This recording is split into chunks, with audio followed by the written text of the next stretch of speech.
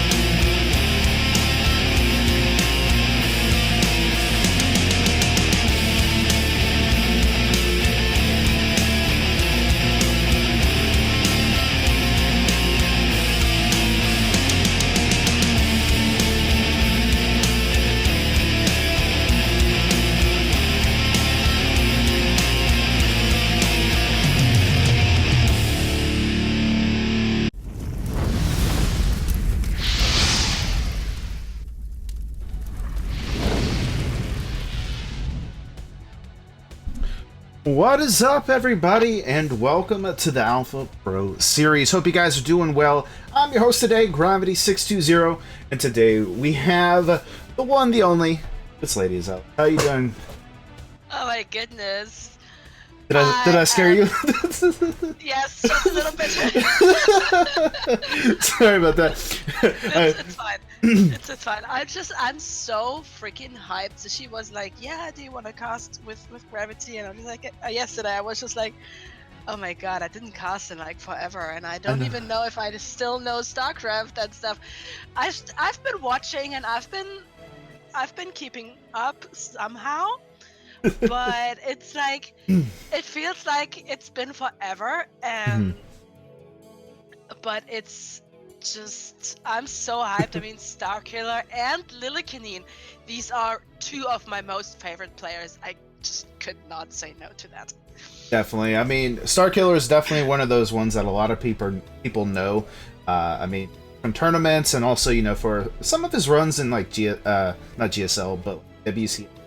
And just in the community itself, he's very well known. Lillekanin, I love him, man. I actually, a few seasons ago when he was really starting to come up, I actually started trying to copy his style, stuff like that. And so it's really cool to kind of get to cast him and see, you know, kind of his journey even through the different like ESL events.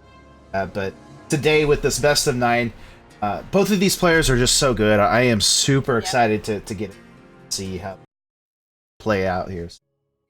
The very reason why they are both two of my favorite players, there are others, but these are two of my favorite players for sure, is they both play very, very unique styles. You could say Lillekanin, he's just playing some sort of mech, and the thing about mech though is that you can play a lot of different styles with it. You can go for battle mech, you can go for the turtle kind of mech, you can go for ravens, battle cruisers, whatever your heart desires, really. And Starkiller, on the other hand, oh, that's the Singapore server shit. Oh my goodness, that's a great start, really, as he hosted on Singapore.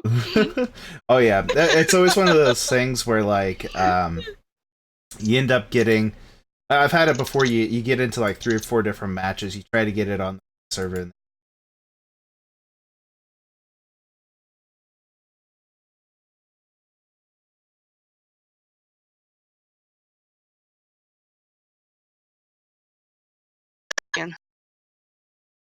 No.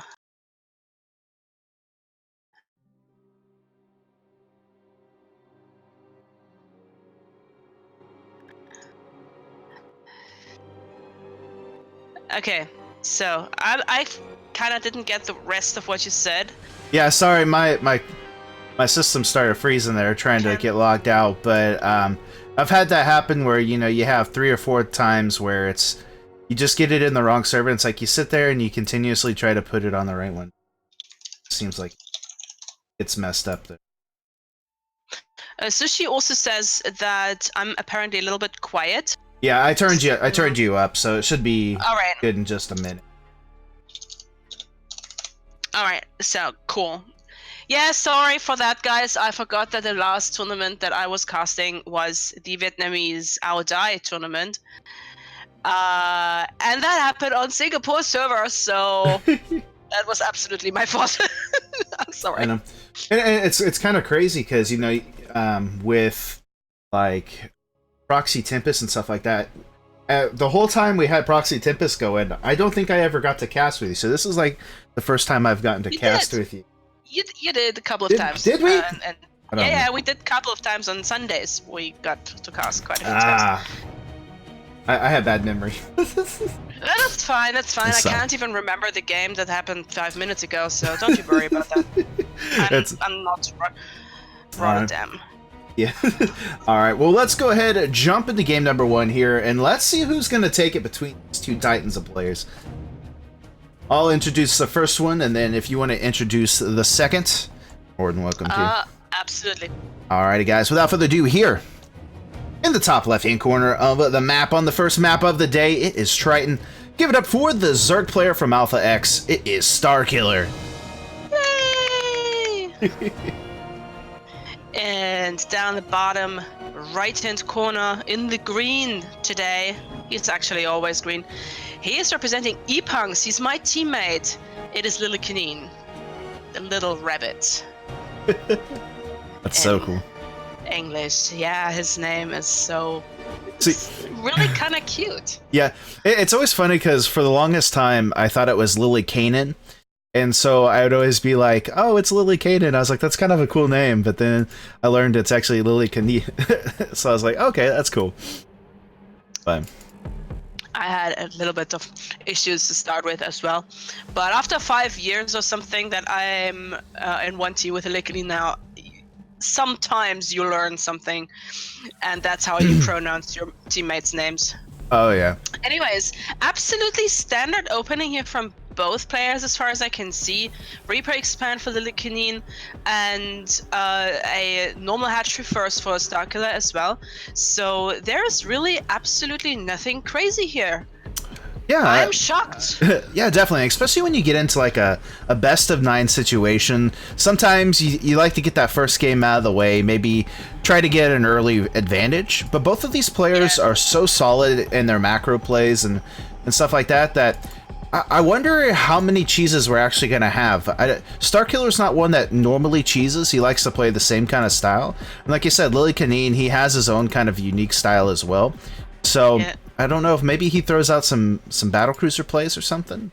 Probably. And I would expect if Lillekanin does not play battlecruisers in at least 1 or 2 of the games, I would be like, hey, who are you and what did you do to Lillekanin? So because that's kind of his thing, and I would love to see Starkiller play his very aggressive styles, simply because he's so good at it. Like, just swarms Zerglings everywhere or roaches, and be like absolutely going crazy about that. And that's just what he's so good at. And then look at that. That's quite of a fancy early lair right here from Starkiller. Yeah, definitely. He wants to get up and it's very possible he does like to go into like a 1-1 roach timing. So we might see something like that, but if we look in the side of the base here, Lillekanin's going to go ahead and proxy himself a starport. It is going to be a medevac, so we're going to have a little bit of a Hellion drop coming out here for Lillekanin to start things off with. Yeah, but I can't believe this is gonna if this is Nidus, because I don't. Do players still play that? I mean, I have not really watched or something. I mean, oh no, Mutas. Okay, that's more like Starkiller. Yeah, Mutas. Yeah. 2 base Muta like play. Yeah, that's absolutely him. Oh yeah, I like it. I mean, definitely you do see some players still kind of throw in the Niduses like that, but for the most part, it's either going to be some kind of roach play or maybe even, like in this case, it's going to be Mutas. We do have that medevac coming into the main now here for Lillekanin, and it is going to be seen from Starkiller as well. So yeah, he's not really reacting to it, and he doesn't really have something to react to it with other than queens. Zerglings and drones are not really what you want here at this point. Oh, Lillekanin. He spots that spire. That is super important here. And he also kills 9 drones. That is detrimental almost. Yeah, that is such a good play from Lillekanin, and the fact that through that all, he only lost a single Hellion. Gonna take his third base behind this. I mean, that's the kind of damage you want to do, especially if you know now your opponent's going to be going into that Spire Tech play. It gives you so much of a good advantage, especially being on 2 bases. Oh, just a perfect start so far from Lillekanin. Yeah, I mean, Starkiller didn't invest literally anything into the defense. He didn't lose. He lost his initial handful of Zerglings, and these 9 drones, but he didn't build extra panic Zerglings or something like that, which a lot of players would do, which actually shows how good of a player Starkiller is, that he doesn't overreact. But 9 drones is still kind of a number, so I'm curious how he's gonna go forward here, especially Lillekanin with Widow Mines coming out now. He is absolutely safe. He doesn't even need a Thor. He's like, who needs Thors if you can have Widow Mines, really? And he's even gone into battle cruisers behind this with that proxy. It's flying across the map. Now, he does have some pressure with a couple of these mutas, but with the mines and with a couple of marines coming through, he should be more than okay. But this mutas pack is starting to get a little big. But does he go home to try to defend against this? This is really very true. Slowly but surely, these mutalisks are becoming an issue. One of the turrets is done, but not the one at the front. And that third base is really under pressure now. Definitely. At the same time, the battlecruiser across the map is trying to put some pressure, getting a couple of kills, but so far, 11, 12 SCVs have fallen, trying to get back under the defense of those missile turrets, but both players just going at each other right now. Even gonna have to pull the drones a little bit more here. There is a third base for Starkiller trying to go up, but these mutas really have gone uncontested so far. Honestly, this game hasn't even really started yet, and it's already pretty crazy. Starkiller defending battle cruisers with 2 queens, well, 3 initially. Now he still has 3. Mutalisks are coming home. Usually you want like 5 queens to deal with battle cruisers. That's what I hear. Yeah. So yeah, this is Lillekanin getting out that battle. That is super important that he keeps it. That was a good shot. Oh yeah, really good play there. Still gets out with the battlecruiser, 7 kills on it. He has his third up and running, now has himself missile turrets. There are quite a bit of mutas, actually 16 coming across the map once again. But now with the additional units, I don't know. I think Starkiller might still have enough. He's got to be careful though, not to lose too much to those turrets. And yeah. Behind this, what does Lillekanin do? He's just going to continue to put those battlecruisers. He's like, I mean, if he can take down that spire, that would be big. The question is, can he? He might actually. It does actually look like he will. Ooh, there it's down. No more mutas for you. He says. Such good play coming out from Lillekanin, and still, I don't think that the actual. Yeah, he doesn't know where the starport is, so just more and more battlecruisers are going to come out. It is this kind of Hellion battlecruiser. Widow Mine style going into mech here for Lillekanin, and so far playing really well. He really hasn't lost a whole lot comparatively, so maybe he continues up with that, and looks like it is now going to finally be spotted here, and will end the battlecruiser plays for the time being. Yeah, but not until not before another battlecruiser comes out. So Lillekanin has 3 of them now. He lost. Oh no, he actually doesn't lose the starport because the mutas are gonna try and deal with the battlecruiser. Starkiller cannot take an awful lot more damage here. Look at the drone numbers. Look at how gas-starved Starkiller is. So he really can't afford to lose much more here. Oh, I mean, he really can't. And each time these battlecruisers come in, they continuously get more and more kills. This is one thing that it seems like Starkiller always has struggled against, is that battlecruiser play. And so far it is showing here. He does have the third base, which is nice, so he is starting to drone up. But in the fact of having to use so much of that larva for drones, he hasn't been able to make a whole lot more, which gives Lillekanin so much of an opportunity to make more and more units and build up a nice force to counter what essentially is just a pack of mutas at this point. Yeah. Now Lillekanin also gets the Thors going. He's got a bunch of SCVs chilling, having a good tea time or something like that. But yeah, with the Thors now coming for Lillekanin, these mutalisks are gonna be a lot less threatening. So... Oh, but we're getting Corruptors on Starkiller's side, so ultimately that's probably going to end up into Broodlords at some point. It's very possible, but those Corruptors are really good to help against the battlecruisers. Yeah. Even though there's enough mutas, I think he would be okay with it, but still to help add with that, and then if he does want to, there's not a whole big anti-air force for Lillekanin, so if anything...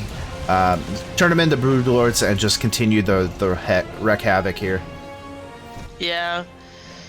I mean, Starkiller is kind of clawing his way back. He keeps the pressure up with the mutalisks, which is nice. He keeps defending the battlecruisers with the mutalisks, which is also nice. He makes use of them, and that's kind of important here that he doesn't have these mutalisks sitting somewhere and doing nothing. He keeps using them and he keeps going forward with them. He now has to be very careful though. These Thors, the area damage that they do can absolutely rain havoc on anything that clumps up. Definitely. And look at this. If you take a look at the income tab, Starkiller definitely has more income going through. And you kind of mentioned it earlier about a lot of the SCVs here for Lillekanin just kind of sitting around. And, you know, that looks to be about 20 or so.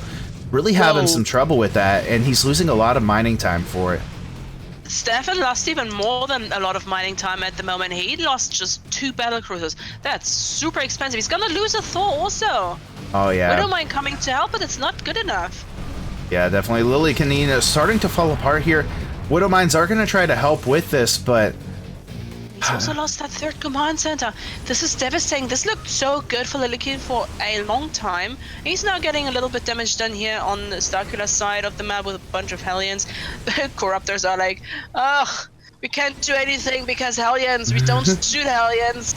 Overseer, get something done. We can't. We've got an eye on him over here. I love it. But 15 drones do go down, which does kind of relieve a little bit of the pressure here for Lillekanin. But is it going to be enough? He does have more Thors coming out, 3 at a time, going into kind of a battle mech style of play. But will it be enough here, especially with the Corruptors coming in? Look at the amount of turrets. Lillekanin is like, yeah, you're not gonna suck anything out of my command centers. Oh, big shot there with the Widowmine's gonna take out all of those, but...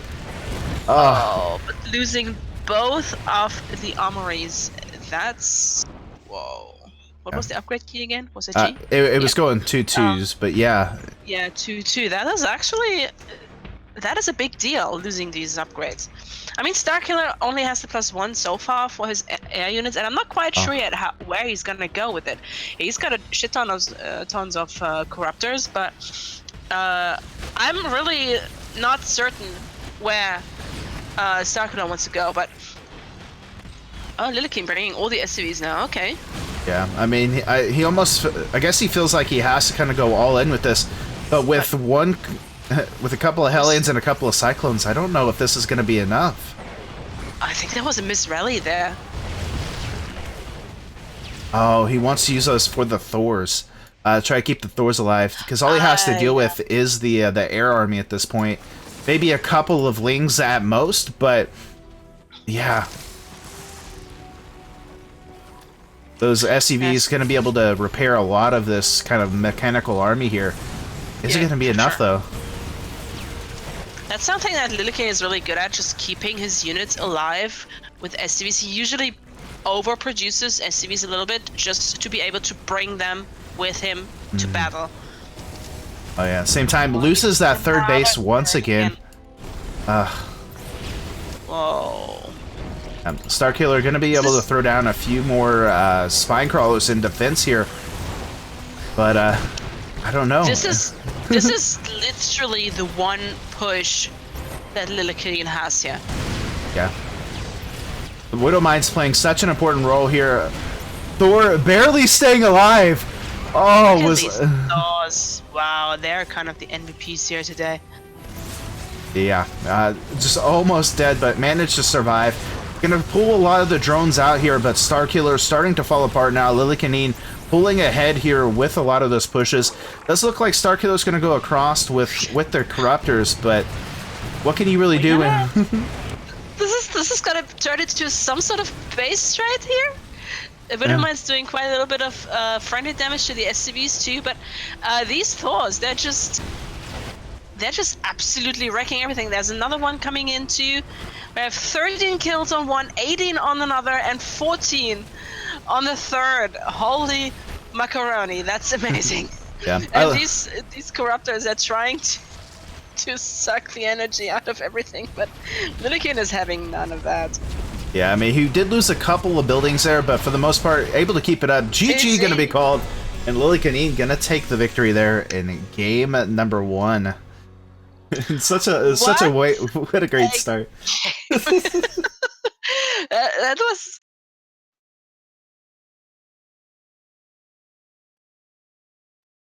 I'll see you there for a second. honestly, it's.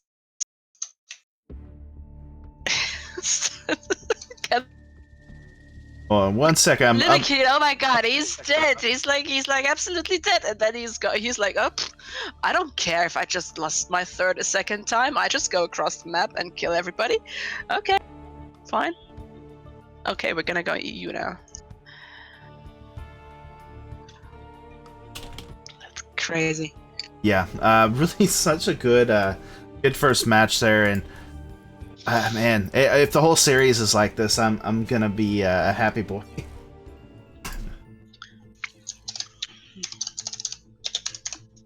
I need to kind of join. Alpha Pro Series. Oh my god. There we go.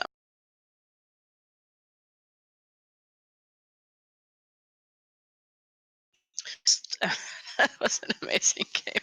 I know. Oh look, I'm ranked diamond. Game ranked me diamond for whatever reason. You didn't even play. There's we feel like giving you diamond. I'm even diamond 2. The thing was, I played StarCraft like around Christmas time or something. I felt like playing StarCraft, and I was okay. Let's just do this placement match because I had to do placement match, of course. And my opponent, my stupid opponent, he left.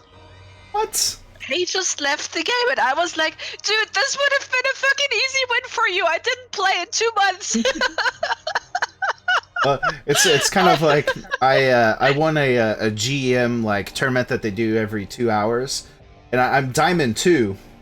Yeah. But I won a GM tournament because everybody left. I was the only one that stayed. I was like, okay, whatever. Whatever. A win is a win, you know? Oh yeah. And I was like, and then the game placed me in Diamond 2, and I was like, please, no, I absolutely do not deserve this. I may be platinum, maybe even less than that. It was just, I don't even know my hotkeys anymore, so it's hilarious. Well, it's a good time it's a good time to relearn them. Oh god, yeah. Let's see. I really hope that starkiller is now not disheartened, that he is finding his grit, really.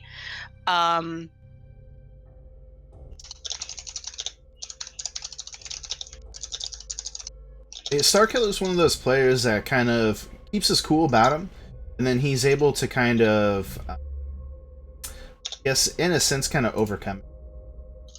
So I'm excited to see him continue on this series. He's able to adapt and kind of any struggles that he sees. So if we see Lillekanin go for the same kind of styles, definitely we're going to start seeing Starkiller.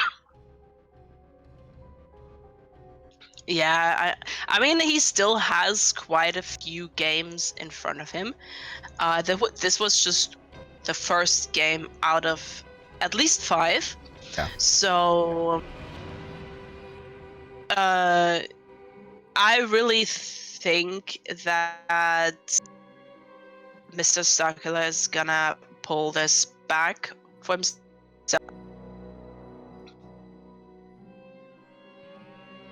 Should we make one of us referee, so in case something is wrong we can talk to the players? Yeah, I'm just gonna do that. Yeah, I would. Especially if you're hosting it, just make it referee so that way if they do pause, that happens. We can talk to them, yeah, in case stuff is... Nothing is worse than the one time where you forgot to make yourself referee and then shit goes down. Yeah. You can't talk to the players and to find out what's going on.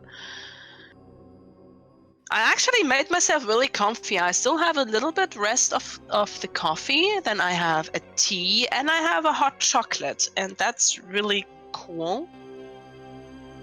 What, the hot chocolate is cool? Yeah, it's really just very... I just made myself comfy because I thought it's StarCraft time, StarCraft 2 time, and I didn't do that in quite a while, so... So, my question... Wait, with Yeah. that being said, I got a question for you. Yeah. Do you make your hot chocolate with milk or do you use water? Both. Both? Both, yeah. We have a hot chocolate shaker. So basically, you put in the chocolate things, then chocolate flakes, then I pour the hot water. Housemate prefers milk only, but I like it with water. Then I shake it, and then I put it into a glass or a mug. Then I add a little bit of milk, just to have the additional fat. And today I added a little bit more milk because I also added coffee to that hot chocolate. And then I put a little bit of whipped cream on top of it, and it's just delicious. I love hot chocolate. Me too. It's one of my favorite things, and like Yeah. where I work at, we have like hot chocolate machines where it has like a bunch of different types. And I just sit there and read that. I was about to say you can sit me there and I'll do that all day long. Do you need a professional hot chocolate drinker, maybe? Yes, I'll yeah. do it. Well, we had a guy quit, so we could probably use someone to test the chocolate for it. Alright, guys. Let's go ahead, jump into game number 2 here. It is going to be on Simulacrum. Should be a good one, so let's go ahead and see what ends up happening. Alright. Sorry for coughing. I was very sick the last 2 weeks, so I'm still coughing. You're good. Without further ado, though, here in the bottom right-hand corner of the map, playing as the green Terran player from Epunks, it is Lillekanin. And up in the top left-hand corner with a fairly early pool, and he is representing Alpha X. It is starkiller. Alrighty, so game number 2, starkiller definitely Oh shoot! Look at Lillekanin. I was just gonna say, game 2, starkiller has to be a little antsy about some of the additional plays here, but he has something really bad to worry about, as like you said, Lillekanin gonna be going into 3 racks opening here, and a little bit of that cheese we were kind of talking about wanting to see. But honestly, I think the way starkiller opened here with that pool first was the best thing he could have done. Because of these 3 racks here. I wouldn't even be too surprised if Lillekanin would be playing and not... no, he's not gonna put on another Rex, I don't think. But starkiller, I think he's smelling it already. He's like, yeah, mate. Yeah. Yeah, Simulacrum's definitely one of those ones you can hide a lot of things at. He does have quite a few links that he can go across and put pressure on, but really it's going to be this push up to the front. Lillekanin, though, just gonna let starkiller see it, man. He's gonna say, okay. Lillekanin is like, when Lillekanin plays 3 racks or proxy 3 racks or proxy 4 racks even, he's like, yeah, well, whatever.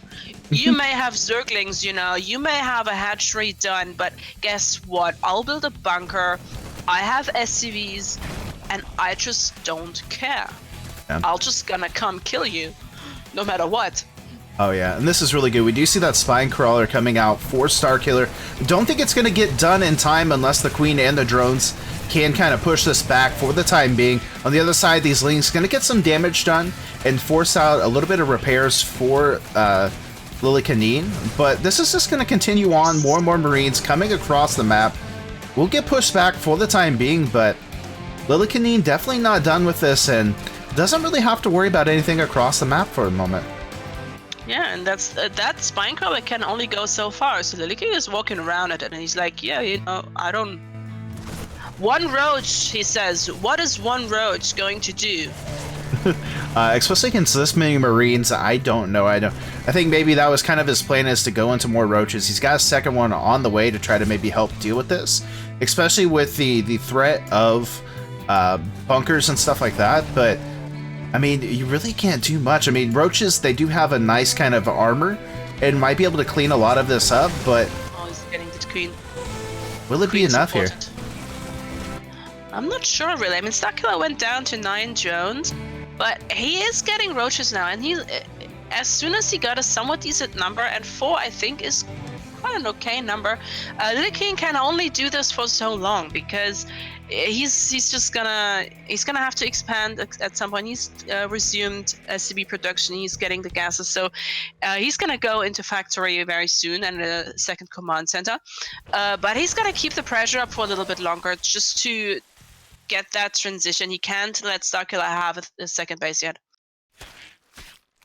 I Definitely. don't think. He has to be very careful here. I do like this from Starkiller. He's sent across just a single Zergling, one to put pressure on, but two to kind of see, you know, does he take an expansion behind this? Is he still staying on one base and just kind of keeping tabs? He's not able to see inside the base too much at this point. He does have the Overlord there if he needs to, but it does look like Lillekanin gonna start going into, you know, the factories and starting to upgrade from there. And I think now is the perfect time to start doing that, especially with the amount of roaches that Starkiller has been able to amass and is now starting to work. So the thing is, Starkiller still, while he now goes back to drone production, he still is super far behind, it feels like.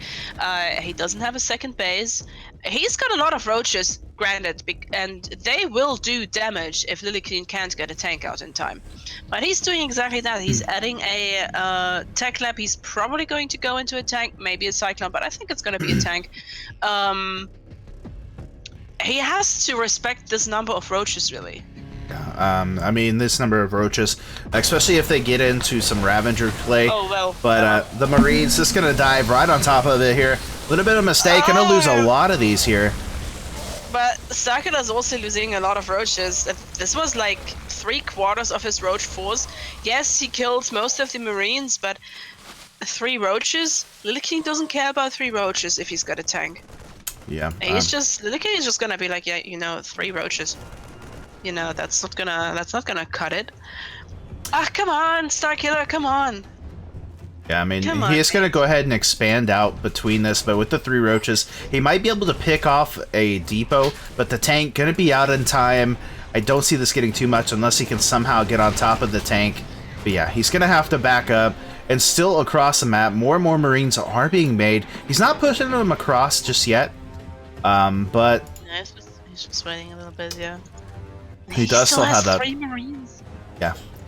And he's even built. Oh, I knew it. When I saw Lillekanin landing his barracks here right next to the hatchery, I was like, he should really build some Marines, and he does. Look at it. Ah, Stefan. Battle Fusion Core. So Battlecruiser is gonna be the follow-up here. And I don't know what Starkiller has for the Battlecruisers. This is just Spine Crawler. Comes down, is like, oops, no, I'm gonna go back up again.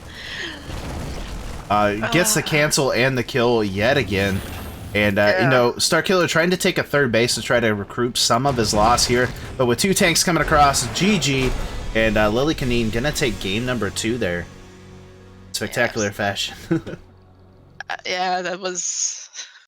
Oh my goodness. It's crazy so far being seen. So good. So we are going to be going to game number 3 here. We're going to be going back to the US server. Third. I wanted to pick. Go ahead. Sorry. Oh no, you're good. Sorry. For some reason, whenever I get out of game, kind of cuts. What's going on with that? But I was just saying we're getting ready to go to game 3 on the other server. But it's been such a crazy event so far. So.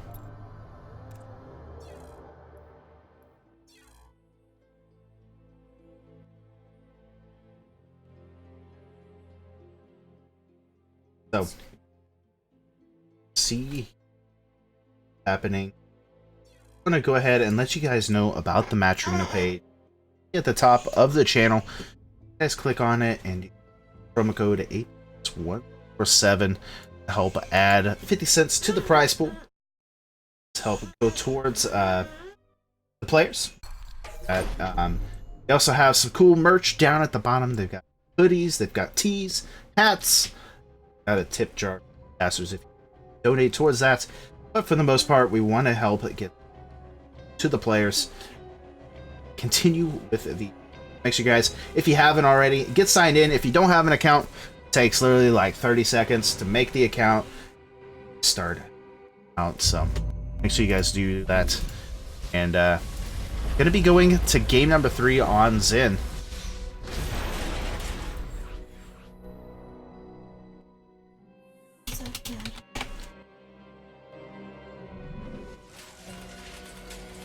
So 1 second here, guys. Got a little bit of a issue with the call.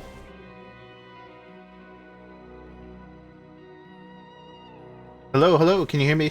All right, is this better? Yeah, can you hear me a little bit better? Yeah, this sounds Okay. better. Okay. I'll make sure my mic is close too. I think sometimes I don't talk loud enough and it doesn't pick up if I look at my screen. So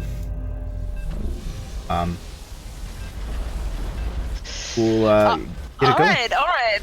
This is actually going kind of the crazy route, and like I said before, exactly what I expected.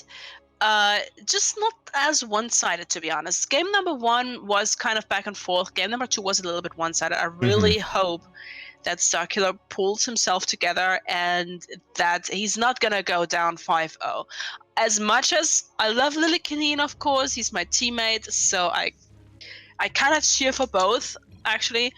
But I kind of want it to be an exciting series. Yeah, I definitely do, and I think, you know, I've seen this as many times as Starkiller has actually gone in to these kind of best of 9 series. Sometimes he loses the first couple of matches, it looks like it's going to be over, and he somehow manages to tie things up and make it go the distance. So we'll see if he can do that, just that, as we have loaded into game number 3 here on Zen.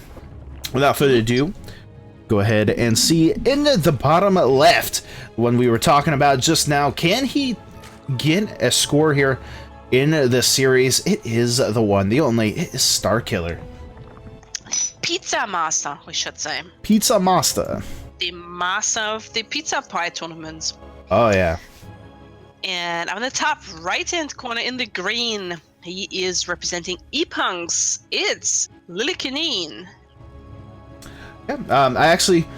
Starkiller, it's one of those things that he is known for. Everyone knows him as the pizza guy, and he had actually recently tweeted out talking about he hadn't won a pizza tournament in such a long time, but just this last week he was finally able to secure it and get himself another pizza and reclaim himself as the Pizza King. So it's been kind of interesting to see that coming from him. This time, going to be some more links coming from Starkiller, and should be interesting altogether. Lillekanin's got it, though. Oh, he yeah. sees the links coming, and he's gonna keep the Reaper at home. The thing is, these Zerglings, they're already across the map. And this is also, I think this is a pretty weird map as well. The entrances are very narrow down here. There's a wider one to the right hand of that natural, I believe. I did not see this map an awful lot of times yet, so I really have no clue how to play on this map, really. Yeah, it's definitely one of those... What to expect. It's one of those maps where there's just so many weird pathways. It's close up for small units, but for big ones, they have a longer distance to travel. It has a lot of grass paths, so you can kind of hide in there and do different things. But yeah, early game... especially for like Zerglings and stuff like that, that front entrance, you're going to be able to get through there, put some pressure on. But once you get like a tank or something like that, you're going to have it defended pretty well. So we'll see how that ends up coming out. I would love to see Starkiller go into some major roach play behind this. And, you know, kind of some of that classic Starkiller style from him. And see what he does. But it does look like Lillekanin's going to go ahead and jump in with the Reaper here on the back. But already some lings in place, so... Gonna get surrounded. Oh no, gets out. Yeah, but the Reaper's like, yeah, okay, no guys, I'm not gonna shake hands with you, I'm gonna go. I swear, I think he jumped over one of the Reapers and like parkoured over him just to get out of there, but yeah. Definitely some smart plays coming out there, and we do have that Roach Warren down for Starkiller. He has it actually blocking that front entrance, so we should see some more coming out from him there. Okay, done with my hot chocolate. Oh, the best thing of the evening, apart from StarCraft 2, of course. You know what this does to me? I'm just really excited for StarCraft now. Really excited for IEM as well. I wasn't really sure. I was like, I don't know, should I watch it? I actually am really excited now, so that's cool. Yeah. Thank you for having me. This is amazing. Anyways, Fusion Core. I mean, why not? Yeah, definitely Lillekanin's favorite kind of treat to himself. He is going to come in with 3 Hellions here on the Starkiller's base, and he's really been able to get a lot of work done with these Hellion run-bys. In every game, he's been able to get at least, 5 or 6 or, even more. So that's going to be really nice. We do see Roach is finally coming out here from Starkiller as he has that 3rd base. And, yeah, man, it's just looking really good. And so far, just a 1-1-1 style coming out from Lillekanin. But honestly, this was not nearly as much damage as Lillekanin did in the first game. This was only 5 drones. Starkiller almost spent nothing on defending this, and he's got quite a little bit of army here. He's also quite good in worker count at this point, and I honestly think Starkiller is in a phenomenal position right at the moment. Yeah, I mean, like it. He's doing a really good job here. He's going to be able to put the pressure on and, kind of continue to keep Lillekanin at home. I do like that he went into the Viking. He's going to be able to shut down any kind of, prying eye overlords. But, for what Starkiller has lost, he's already gained back. He's ahead in workers. Yeah, he doesn't have the army count yet. But once he reaches about 50, 60 workers, we really start seeing Starkiller start busting out a lot of army units, and really start overwhelming his opponents. So as long as he keeps Lillekanin at home and doesn't take too much damage to these Hellion run-bys, he's going to find himself in a good spot. But I love this so much. He's going to go into a Hellbat battlecruiser style play. Oh man, this is going to be good. This is actually gonna be quite horrible for Starkiller, because these battlecruisers right now can do whatever the hell they want. There is barely any anti-air apart from 3 queens actually.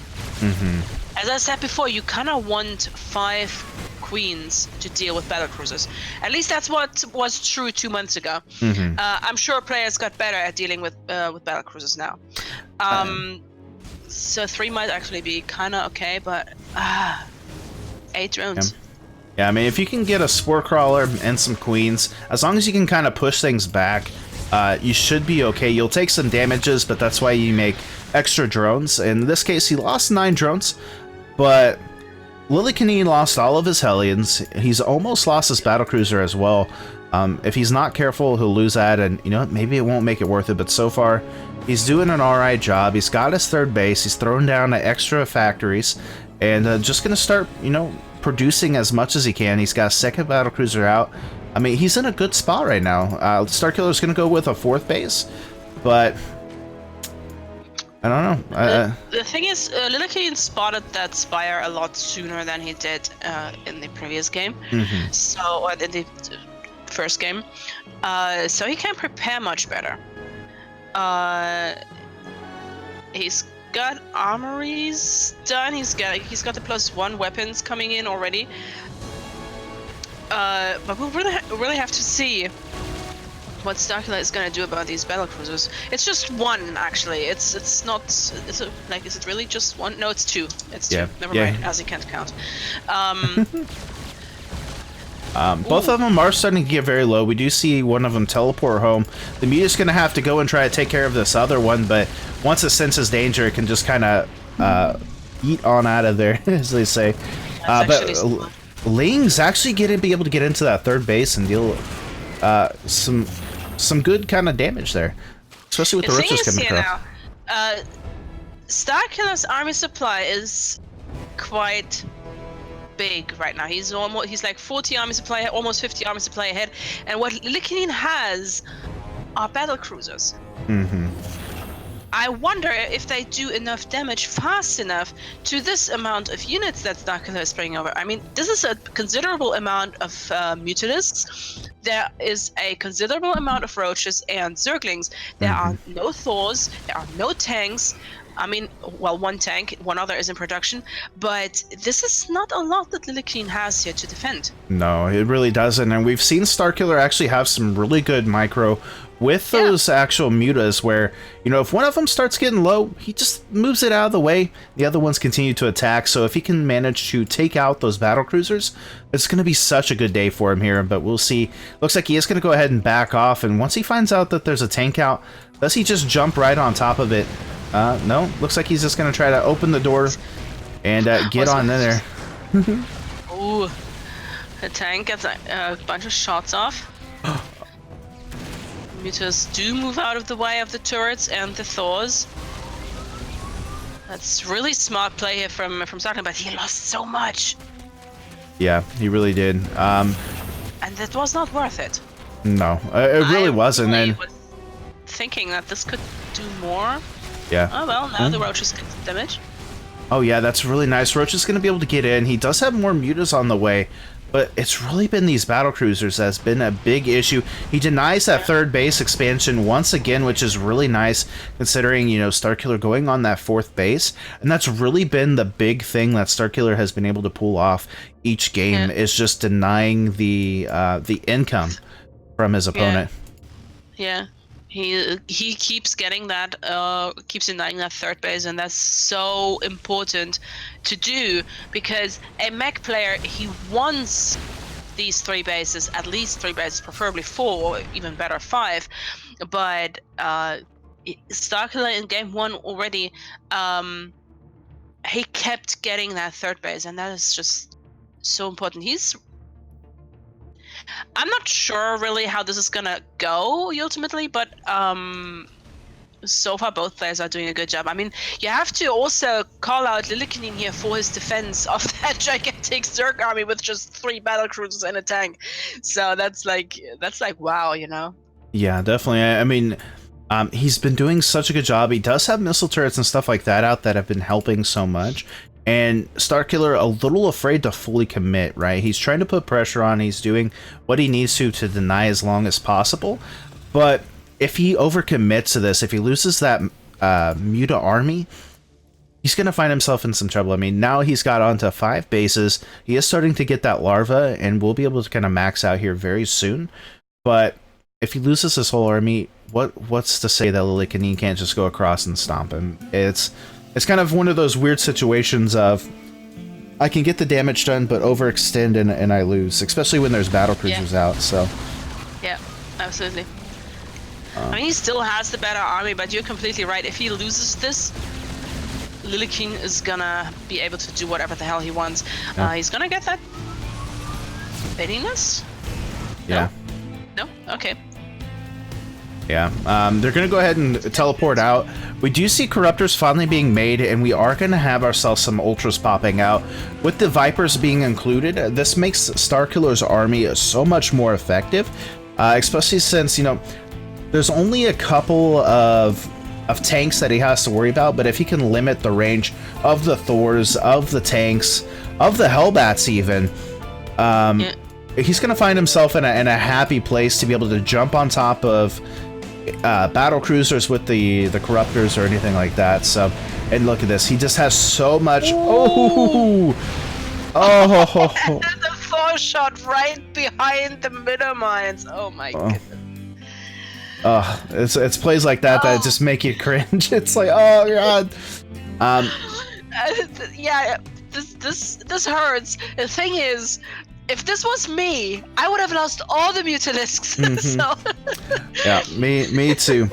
But it does free up some supply for him to get more Corruptors, and with Lillekanin going into kind of the not necessarily battle cruiser heavy, but it will help him at least fight those off. So. Yeah. Yeah, and these mutalisks are so useful still to deal with the Hellions. Oh yeah, they're so cost effective too. I mean, they've been in the game for so long, denying so much, and the battlecruiser's gonna go ahead and attack up to the top, but once the mutas get there, once the corruptors, oh no, he's not even. He's just gonna. Yeah, he's sacrificing it. He's fine though. He's got that 5th base at the other side too. I think it's okay to sacrifice that. The thing is though, if this battlecruiser get closer or very much closer, then starkiller might really want to try and do something about it. Oh, and all the overlords too. I mean, he does have enough. He's not gonna have to worry about getting supply blocked here, but able to teleport out. One of them very, very close to falling, but I mean, Lillekanin playing the map very well. He's having to play this kind of almost turtley style just to make sure he doesn't lose to these run-bys. He doesn't lose to essentially the ultras and stuff that are coming out his way. It's going to force Starkiller to really have to play smart, and you know he is doing just that. He's trying to play it, you know, calm, cool, and collected. Play it patiently. Take his bases and just, you know, try to defend any kind of oncoming pressures. It is interesting though, Starkiller actually not spreading any creep in this game. He's playing it very kind of close to the cuff, and so he's not able to see as much any of these run-bys coming. But you're completely right, and he didn't do that in the previous, in that first game either. In the second game, he really didn't have time to spread anything, but in the first game, he didn't spread creep either. So this is actually remarkable. On this level of play, not spreading any creep whatsoever, that's almost, I would call that very risky. Yeah, definitely. Like very. I don't. I do like it. The battlecruisers are trying to like just kind of go across and do some damage, but the mutas and corruptors now able to kind of cut them off before they can get too close. But yeah, just gonna teleport back, and I mean he has so many Thors now. He's got turrets for days. He's very kind of solidified against any kind of air army. So. And he still has these MVP widow mines also. So Lillekanin, this amount of turrets. He's like, I absolutely don't want to have anything to do with anything that flies. Really, how many turrets are these? Just let me... 28! 28! Jeez. Jesus Christ. He's getting the Liberator upgrade. He's got +3 on the way as well. But yeah, he's definitely set. He's having to turtle up. And on a map like Zen too, I mean, it's just... it's just so easy to do. It makes it really hard for a Zerg player to play sometimes. It looks like just now Starkiller going to start putting out some creep. So maybe he finally heeds himself. He's like, well, maybe I need to do some creep to see where this stuff is coming from, and maybe that'll help him get across the map faster and also just kind of take care of everything. But these battle cruisers. Yeah, the thing is with these battlecruisers, Starkiller also cannot spread overlords for vision instead of the creep, because he would risk losing these overlords like all the time. So he kind of has to spread creep, and it absolutely strikes me that he didn't. Yeah. Oh man, he's gonna go ahead and go across and to attack on top of this. Seeing how many Thors there are, he's gonna go back up. He does have slow bailings, which will help. But now, here come the battlecruisers across the map. Corruptor's going to try to help deal with this, and we will finally see them kind of teleport out here once everything gets on there. But we do have that 5th base being taken out once again. Going to teleport out, and without taking too much damage, it's going to be more than okay. Yeah, just doing so well. I do like it, though. Starkiller is floating a lot of minerals. He's floating a lot of gas. So if he does lose this army, he can rebuild it. While, you know, Lillekanin, he doesn't have the best amount of income or anything like that, so we'll see here. Yeah, well, Lillekanin did manage to establish a 4th base, planetary fortress, so he is almost at the amount of bases that he wants as a mech player. As I said before, mech player preferably wants like 4 or 5 bases, so he can build whatever the hell he wants. And Lillekanin wants exactly that, and but he's doing it smart and slowly. Lillekanin is a very smart player, and he is usually not taking things fast. He's a slow player, or well, kind of slow player, not actually slow, but you know what I mean. Yeah, yeah. And A patient player. patient, yeah, thank you. he's a patient, very patient player. He always has been, and it's amazing to see how his games evolve like this. Oh, do you see this? 12 Broodlords now being morphed in. This does make it a little bit more tough for Lillekanin, given that, you know, he's going to have these free units coming at him. He's going to be able to continue to put this pressure, stay out of the range of any advantage, but, ooh, gets one battlecruiser there. Starkiller looking to start pushing and doing some harassment here. The thing is now, the battlecruisers are still alive, but Lillekanin, he barely has any Vikings. Yeah, he doesn't have a whole lot of Vikings. He can't. I mean, Thors are great and all, but Broodlords, as far as I know, I don't want. They don't outrange Thors, but Thors can't really get to them. I think so, there was something.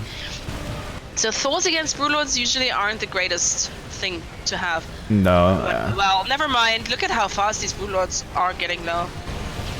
Yeah, I mean, the Thor's dealing so much damage. Blinding Cloud, though, going to be really good here. Killing off so much, and the tanks in the back have been able to kind of help do friendly fire against most of this army here. Yeah, the thing here, though, is that Lillekanin has to fight up the ramp, and that really, really was not what he wanted. No, not at all. Only Corruptors right now. He does have Broodlords being morphed in here, so Lillekanin trying to take out as much as he can. Behind this, more Ultras and some Links coming through. He's got to be careful. Those Corruptors taking a lot of free damage here. But yeah, is this what Starkiller needed here? I mean, he's taking out 31. He's like killing all the SCVs. He killed most of Lillekanin's army. Lillekanin, that's gonna take a while for Lillekanin to rebuild. That's the thing about mech armies. You can't lose them. You absolutely can't lose them because it's gonna take forever to rebuild. And I actually think, I was praising Lillekanin for his patience. I almost think he may have tried and act too fast. Trying to fight up this ramp was really not what he wanted. It was kind of a weird position. But on the other side, repositioning himself to the other side was kind of also not really an option. So it was a difficult choice there to make, but it feels a little bit...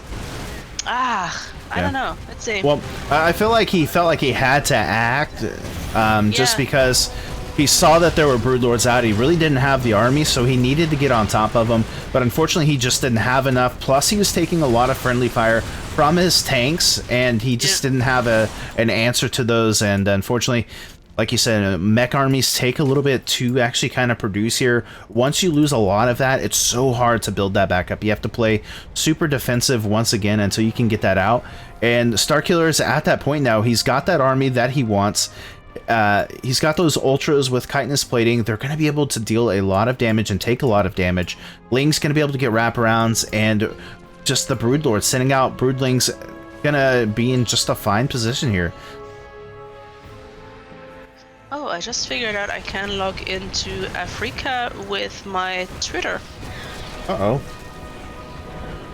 That's kind of cute. Anyway, sorry. You're good. I'm just trying to figure out how to talk. And I usually don't look at Africa stuff, so I had to just look. Anyways, Lillekanin trying to rebuild here, but he's really hanging on the skin of his teeth. This is I mean, he doesn't have the minerals to really rebuild much. He's got a Raven that he tried to throw down, but some anti-armor missiles to help with this, but unfortunately he just does not have an answer, and it looks like we're gonna have a first victory here for Starkiller. Yep, nice, well done. Yep, GG's there. Over there we go. So GG's to Starkiller. Finally get himself a map point. We'll see if he can continue that momentum into the next game as we do go to the EU. I want to start one of Our Are we spawn. are we gonna have robots again? It might whenever I first switch over, but should be okay.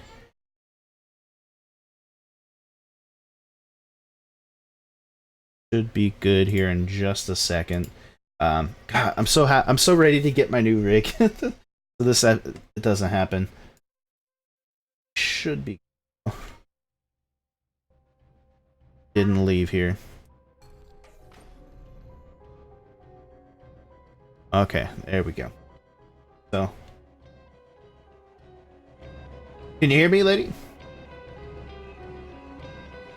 Hello, hello. All right, we'll get the technical issues kind of situated here. See what's going on. For some reason, it's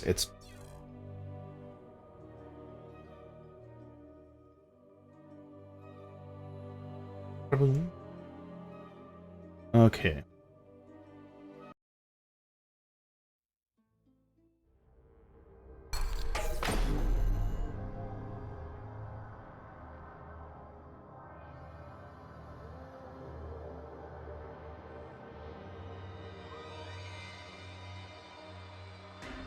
Oh, hello. Can you hear me?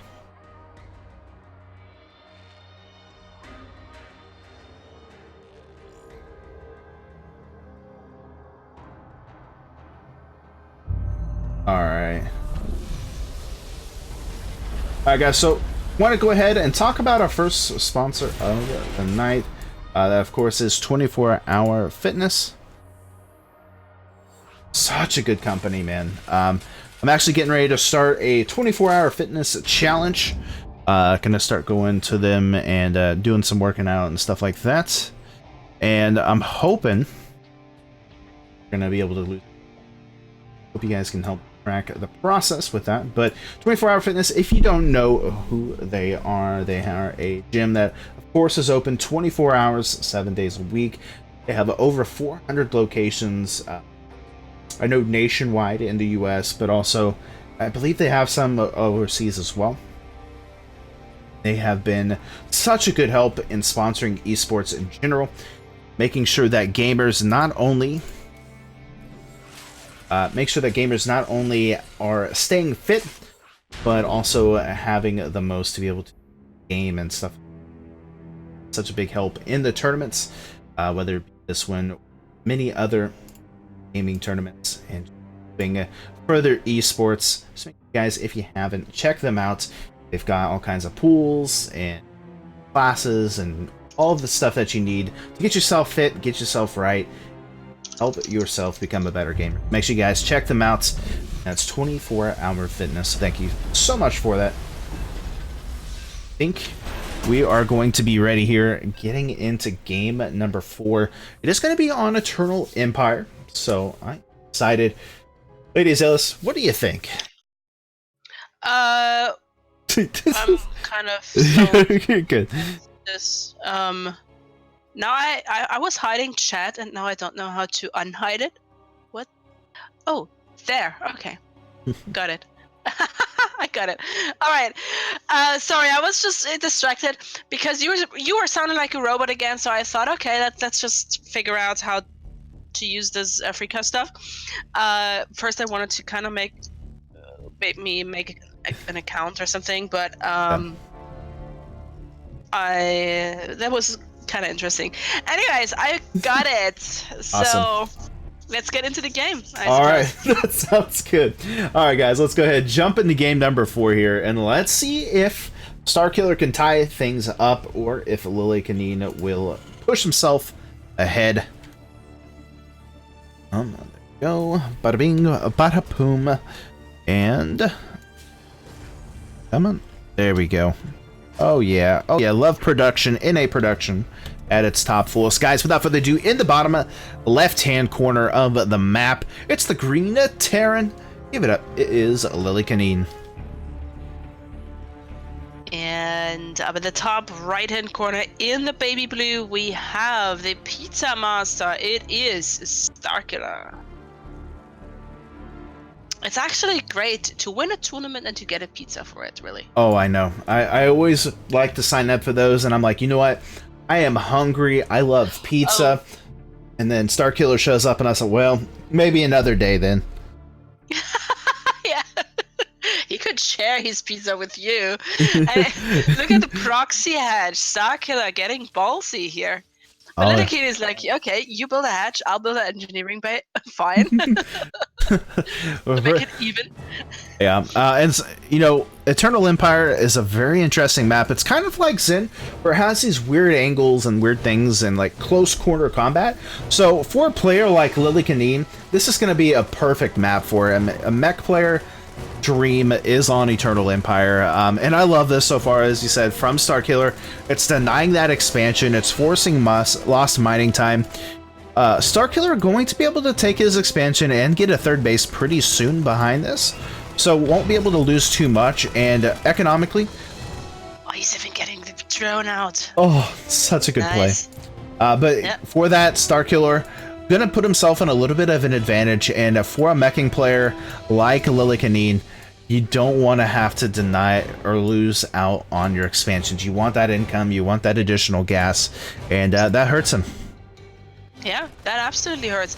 He had like 4 SCVs trying to get down that hatchery, not working, not Oh, getting does he get the minerals. Overlord? Oh, does get Does the he? Overlord. Yes, he gets the Overlord. Such a good pickup there for Lillekanin.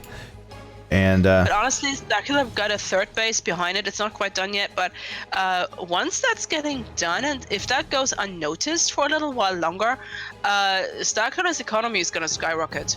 So we will see what he's going to actually do with this. I mean, and it opens up so much possibility. We've seen some players go into like this 3-base kind of style of play where once they hit the third base, they just mass up a bunch of lings. They mass up, you know, maybe some ling roach play, something Starkiller has been known to do, and then just kind of go across in a push. He doesn't have the roach warren, so it's just going to be lings coming out from him, but if he is going to push across, this is when he wants to do it.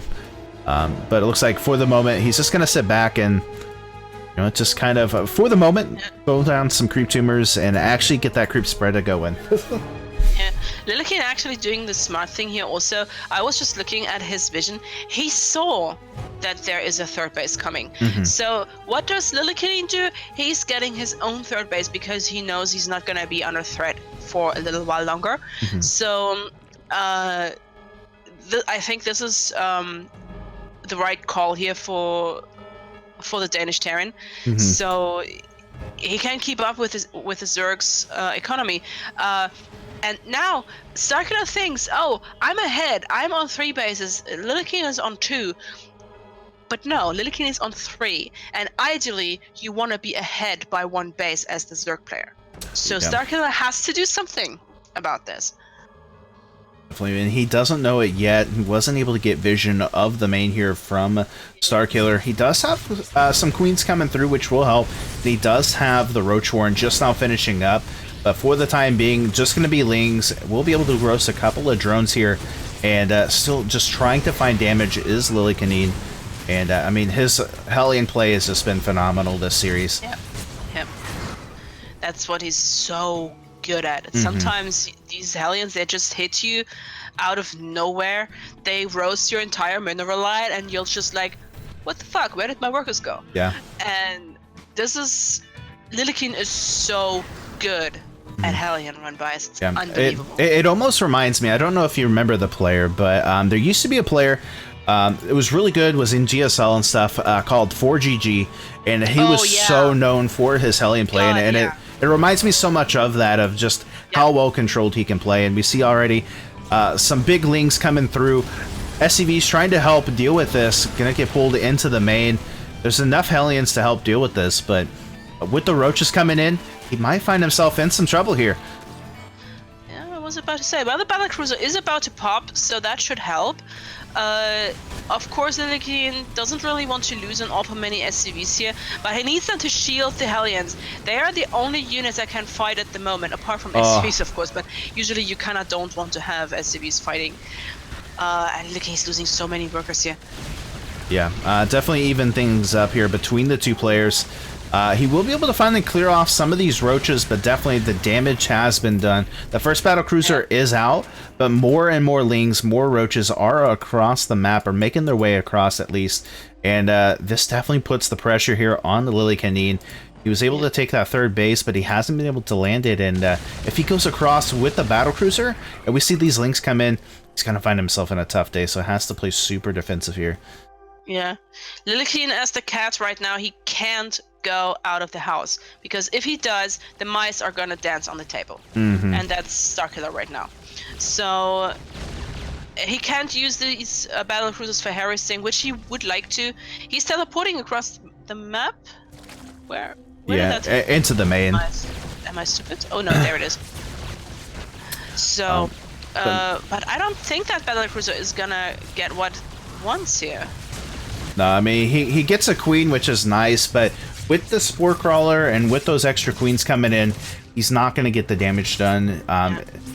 He does kind of force a little defense, but at the same time, more and more lings in the natural. There's a second battle cruiser, however, to help with this, but that is a lot of lings, and you know, battle cruisers don't shoot that fast, even with their kind of rapid fire there. He does get, you know, the gases and stuff like that, and we'll be able to push this back once again, but keep in mind, Lillekanin does have that third base, so even though he has been losing workers, he's been able to make 3 at a time at least. Oh, he's going to lose the battlecruiser as well. Oh no! Okay. Whoa, that was close. Yeah. That's one lucky battlecruiser right there. Luckily, this queen is really slow off creep. Oh, there's a second one in the natural. He's getting one of the queens, but still, this is. I don't think this is not really what Lillekanin wants. Also, his teleport is on cooldown because he teleported there, but he can't really teleport that back for another like minute or something. So here comes the counter harass with those links. They are going to get into the main, and we'll be able to see everything. But yeah, but they're not going to do anything. But the scout is damaged too. Able to pick off a couple of SCVs as well, and I mean, just constant back and forth harassment between these two, and Lillekanin definitely playing with death with these battle cruisers, getting very, very low. He's going to have to back off, and Starkiller doing a fantastic job here of actually trying to defend these attacks, behind it even getting a 4th base, but is it going to be enough here? I mean, he has to play so patient with this and kind of go into his transition, which, you know, he does have the Spire tech, he's getting +1, and we'll be able to go into Corruptors, but he has to be careful that he doesn't overextend and just lose to Lily. You know what? What? Starkiller still does not know about that 3rd base. He never got into that corner of Lillekanin's main base, and that's actually quite big. Yeah, it really is. Because he thinks he's really far ahead, but he's not. He did do a lot of damage, admitted, but Lillekanin is catching up because of that 3rd command center that Starkiller doesn't know about. Yeah. And yeah, he's getting a 4th base, so he is going to be ahead slowly but surely. But that's still a little while to go. Definitely. There are enough queens to be able to push a lot of this back, which is going to be nice for Starkiller. But at the same time, these battle cruisers continue to put pressure on, continuing to deal damage. We'll be able to pick off a single Corruptor. A second Corruptor will go down as well. Starkiller just doesn't have the income right now to mass up. Well, okay, never mind. He's got like 7. He's fine. At the same time, still just lings across the map, dealing damage wherever they can. But now this is where Lillekanin starts getting a little kind of scary. He's got multiple battle cruisers out. He's finally getting that 3rd base, trying to go down. But man, Starkiller just has so much, so much harassment. Finally knowing about that 3rd base, and he's probably gonna be like, oh my goodness, that's why you're still in the game. Now I know. So that's such an important scout here. Yep, and Starkiller going to pounce on it immediately, sending across to all of his lings. He's got those Corruptors. He wants to get on top of everything, and you know what? A lot of these battle cruisers are on cooldown. They're not going to be able to have the damage done that they need to. Battle cruisers will go ahead and kind of fly across the map to deal some counter harassment, but getting a single battlecruiser and being able to eliminate a lot of the line here. Oh, he loses only 5. That's so good. Oh my god, and he's jumping right on top of that production. And the caustic spray is so effective when it comes to dealing with buildings. Yeah. Oh, and he doesn't heal them up. He's having to deal with everything across the map, plus with more and more links coming across here. The battlecruiser does get out, but he's going to lose all of his starports. He's not going to have enough there. And on the other side, the battlecruisers are still putting on pressure, but they are so low. And with the help of these queens, he's going to be able to pick off a couple more of the battlecruisers, and Lillekanin in a lot of trouble right now. Oh my god, Starkiller is actually... You are completely right. Starkiller just fell back 2 games, and now it looks like he's gonna go into God mode or something, or Pizza Master mode, and he's absolutely tearing everything up here on Lillekanin's side. This is like, what the heck? Yeah, Starkiller is just so good at reading his opponents. He'll let them, you know, win a game or two, or he'll try to play his own style, see how they play, and then he makes the adjustments necessary to deal the damage. He knows the chinks in people's armors or finds them out, and this is showing it to be the case here, as it look and very, very likely here that Starkiller is going to take this game and tie things up here in this best of 9 series. Yeah. It does definitely look like it. He's getting a lot of SCVs. He's getting most of the army. Lillekanin down to 7 army supply. That's like 1 Cyclone and 2 Hellions.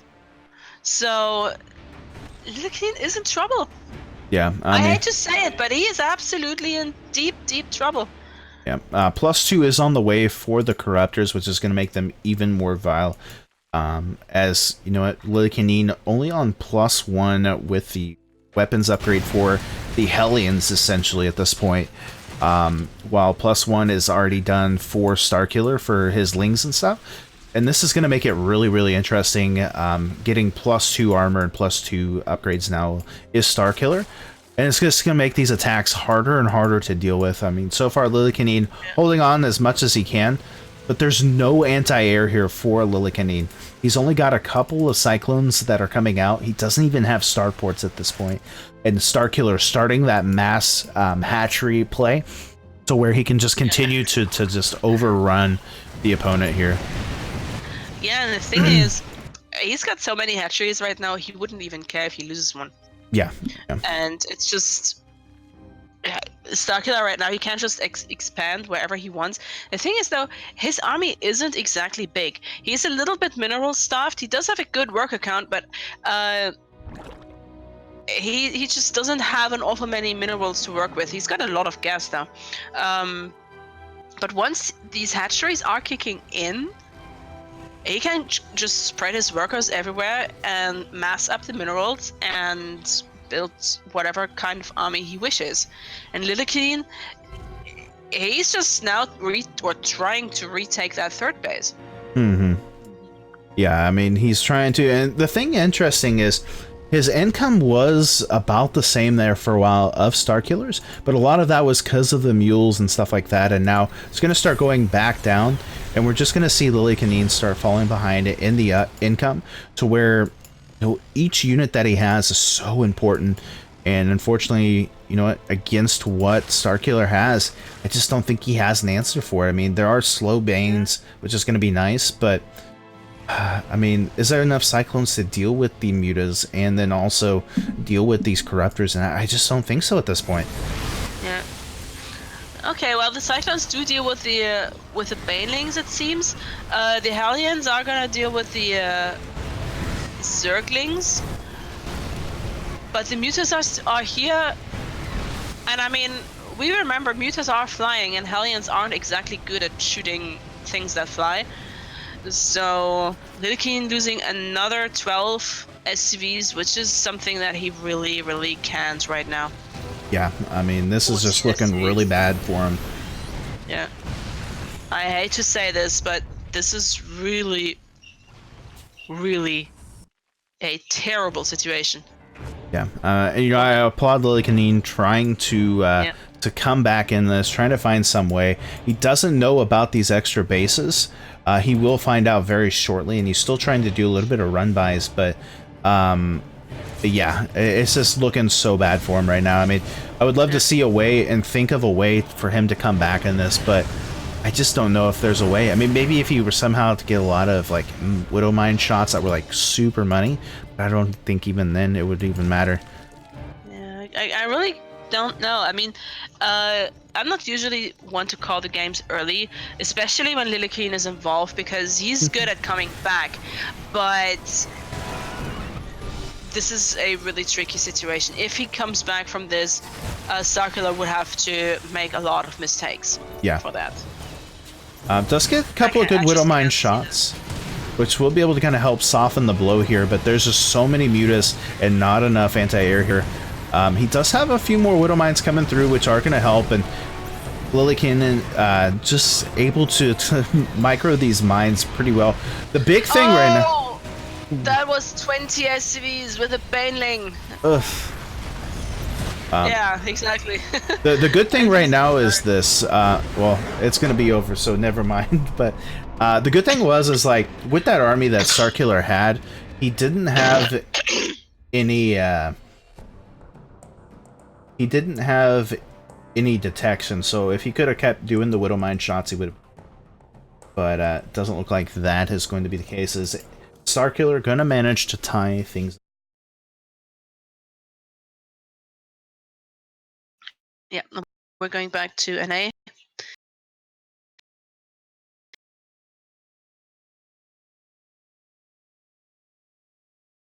Apologize.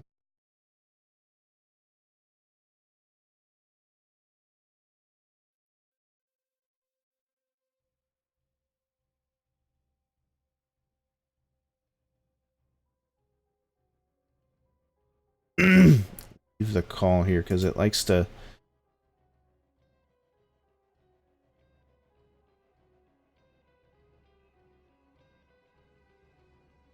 Maybe if the system doesn't freeze up.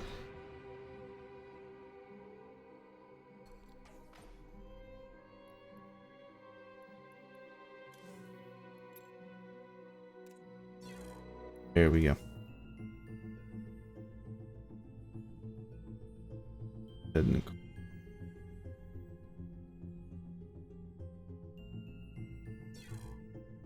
There we go. Can you hear me? Can you hear me? Yes. Okay. Alright. Should be good. My new rig. Yeah, so what a game that was. Definitely showing some just amazing play from both of the players, but starkiller definitely starting to ramp everything. Yeah. The next map is World of Sleepers, which is actually one of Lillekanin's favorite maps. I would not be surprised if we would see some sort of cheese again. Mm-hmm. Like a proxy 3 racks or something along those lines, because that's what he likes to do on World of Sleepers. At least last time I watched. Let's put it that way. I am curious though, Funky, but I am kind of curious. You know, we've seen him do the 3 racks before in this series. Does he throw it back out, or does he kind of sit back and say, okay, it didn't necessarily work for me that well. I think he ended up losing. Or no, he ended up winning. No, he won. He won that game. Yeah, he won that one. Okay, so you know, I was able to essentially win that. Do I continue to play in that style, or do I just kind of sit back,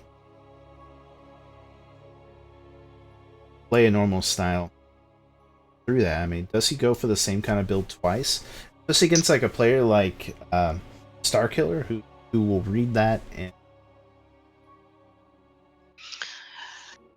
I would not be surprised. I mean, if Lillekanin would actually go for the same build a second time. He's sending one SCV across the map already. He's probably gonna send a second one. There you go. Lillekanin is not afraid to do this. He's like, yeah, okay, we did this once. It worked, kind of. And this is the map where I like to do this on, where I'm really good at doing this on. So why not try it again? Definitely. Well, I definitely can see him. Yeah, he's sending 3 SCVs, and starkiller sees one of the SCVs with a drone. definitely. He's immediately pulling the drone back. He's like, yeah. Yeah, I think he kind of saw that coming. So Yeah, he knows. He also knows. Look, this is game over. This is I mean, come on. yeah, Starkiller's game sense so killer, able to find it, and yeah, I mean, what do you do past this? You've already invested so much into sending these across. I mean, I guess you could cancel them and start them at home, but by this point, we already have the spawning pool almost done. It's basically a one-base play at this point, and you know, with Starkiller knowing it, it's just not going to be a good time. It's going to be a one Rax play coming out here, and yeah. The thing is, really, Starkiller and Lillekanin, they played against each other in the Proxy Tempest tournaments, like, I don't know how many times. So, Starkiller knows Lillekanin pretty well, I think. Mm-hmm. And he also has an idea about the proxy locations, even if he may have not necessarily seen them yet from Lillekanin, because they might not play on the same ladder. So, but I'm pretty certain that he can smell this kind of cheesy Lillekanin if Lillekanin feels like doing it. And he also knows the map where Lillekanin likes to be cheesy. So, and that's a big deal here. He said, got a few Zerglings on the way. Lillekanin with a bunker, but there's nothing really to put in that bunker. No. Right I think it's kind of more for defense if he does go across. Oh, almost let the Lings in. Would have been really bad, but looks like for the time being, though, going to be more than okay. He does have a Reaper on the way that he's going to send across the map, but for the most part, Starkiller just going to go ahead and take out or put out a new hatchery. He doesn't have any gas or anything like that at the moment, but for the most part, just going to make drones. He is going to make a couple of Lings, but he's not like getting super aggressive. It's not panic mode for him of, oh, I got to get across and do a lot of damage. So, okay, I'm going to send across a couple, maybe put a little bit of pressure on, and he be knows okay. The thing is, he knows he doesn't have to do a lot of damage because he already did a lot of damage. Scouting these barracks, denying one of them, or actually 2 of them, to build, delaying the SCVs working. Lillekanin only got a Reaper out. This is absolutely not the game that Lillekanin wanted to play. So Starkiller can literally, as you said, he can sit back, he can chill, he can drink a hot chocolate and be a happy bunny, because everything in this game so far is going absolutely his way. And this is really tricky for Lillekanin. Yeah. I have no idea what he's gonna do. We do see him going into the factory play. He's going to have to rebuild the barracks before he can make any more factories, which is kind of annoying, but he does get a scout off to see essentially what is being done. Behind this, he's got the Viking to help with the Overlord spread, but you're right. It looks like he's going to go into a fusion core to maybe try to make up some of this, but with the amount of damage that's been done, he's sitting at 26 workers. He doesn't have that great of an economy. I just don't know if that's going to help here. I think maybe if he can get the damage done, that'd be nice, but I don't know. Yeah, I mean, it's a tough call. He did get that scout off, which basically means he didn't see anything that Starkiller didn't want him to see anyways, or wouldn't have at this stage of the game anyways. There's no tech from Starkiller other than the metabolic boost at this point, which is really standard. I mean, in Zerg versus Terran, it's rare that a Zerg does not go for the metabolic boost. So it's just something normal. I'm not sure if Lillekanin saw that roach run. He might have. No, he has no idea about the roach one. Yeah, He doesn't even know about the third base. Yeah, he's got no clue, and that's really bad. Yeah. Ah, Stefan, come on, man. I mean, he does have a battle cruiser coming out, which will help Yeah. against the roaches. But I don't know if it's gonna make it out before these roaches get here. Now, there's only 2 roaches so far. Oh, and then now some ravagers. So this is classic Starkiller right here, going across with the roaches and lings. And yeah, Ravagers. Lillekanin's definitely gonna have work on his hands here. Absolutely, and this is like the previous game all over again. Minus 1 battlecruiser. There's only 1 battlecruiser here, and 2 Hellions, which is really not a lot. 14 army supply. This is nothing. Yeah, there's And really this not. is- I mean, Lillekanin is getting a 3rd command center. He wants to stay in the game, but the thing is, The battle cruisers across the map. Oh, he doesn't have anything at home. Oh, he's getting drones. He's getting drones. There's no queen. 1 queen, but 1 queen can't go up against a battlecruiser, I don't think. This is No. this is space race. yeah. Lillekanin's going to be able to pick up everything, and essentially move it over, because the only thing that can really shoot up is the Ravagers. And yeah, I mean, he's getting a lot of damage done with the battlecruiser, but the battlecruiser is starting to get low. The Viking's going to come in and help, but I don't know. Lillekanin has no workers, but Lillekanin doesn't care about no workers. He's got the command center. He could drop a mule if he wanted to. But yeah, Starkiller is bringing back his Zerglings. The question is... Oh, 4. Oh, man. 4 points. 1 more shot from that queen and it would have been dead, but... Yeah. Oh, he doesn't even really have the income to heal this up. He's dropping a few mules down at the bottom and throwing out a second battle cruiser, but this is a lot of lings. This is a lot of pressure to make across the map. And if Starkiller can find these, which he's going straight towards us, oh, this is just not good.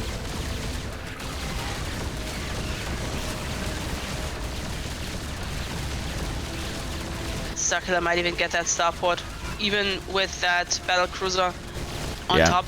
It's gonna be close. It's gonna be very close.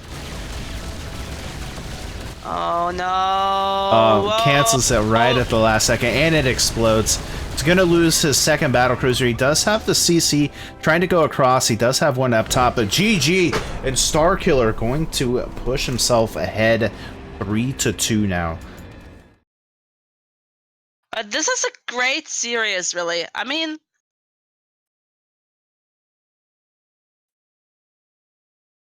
it did look a little bit one-sided.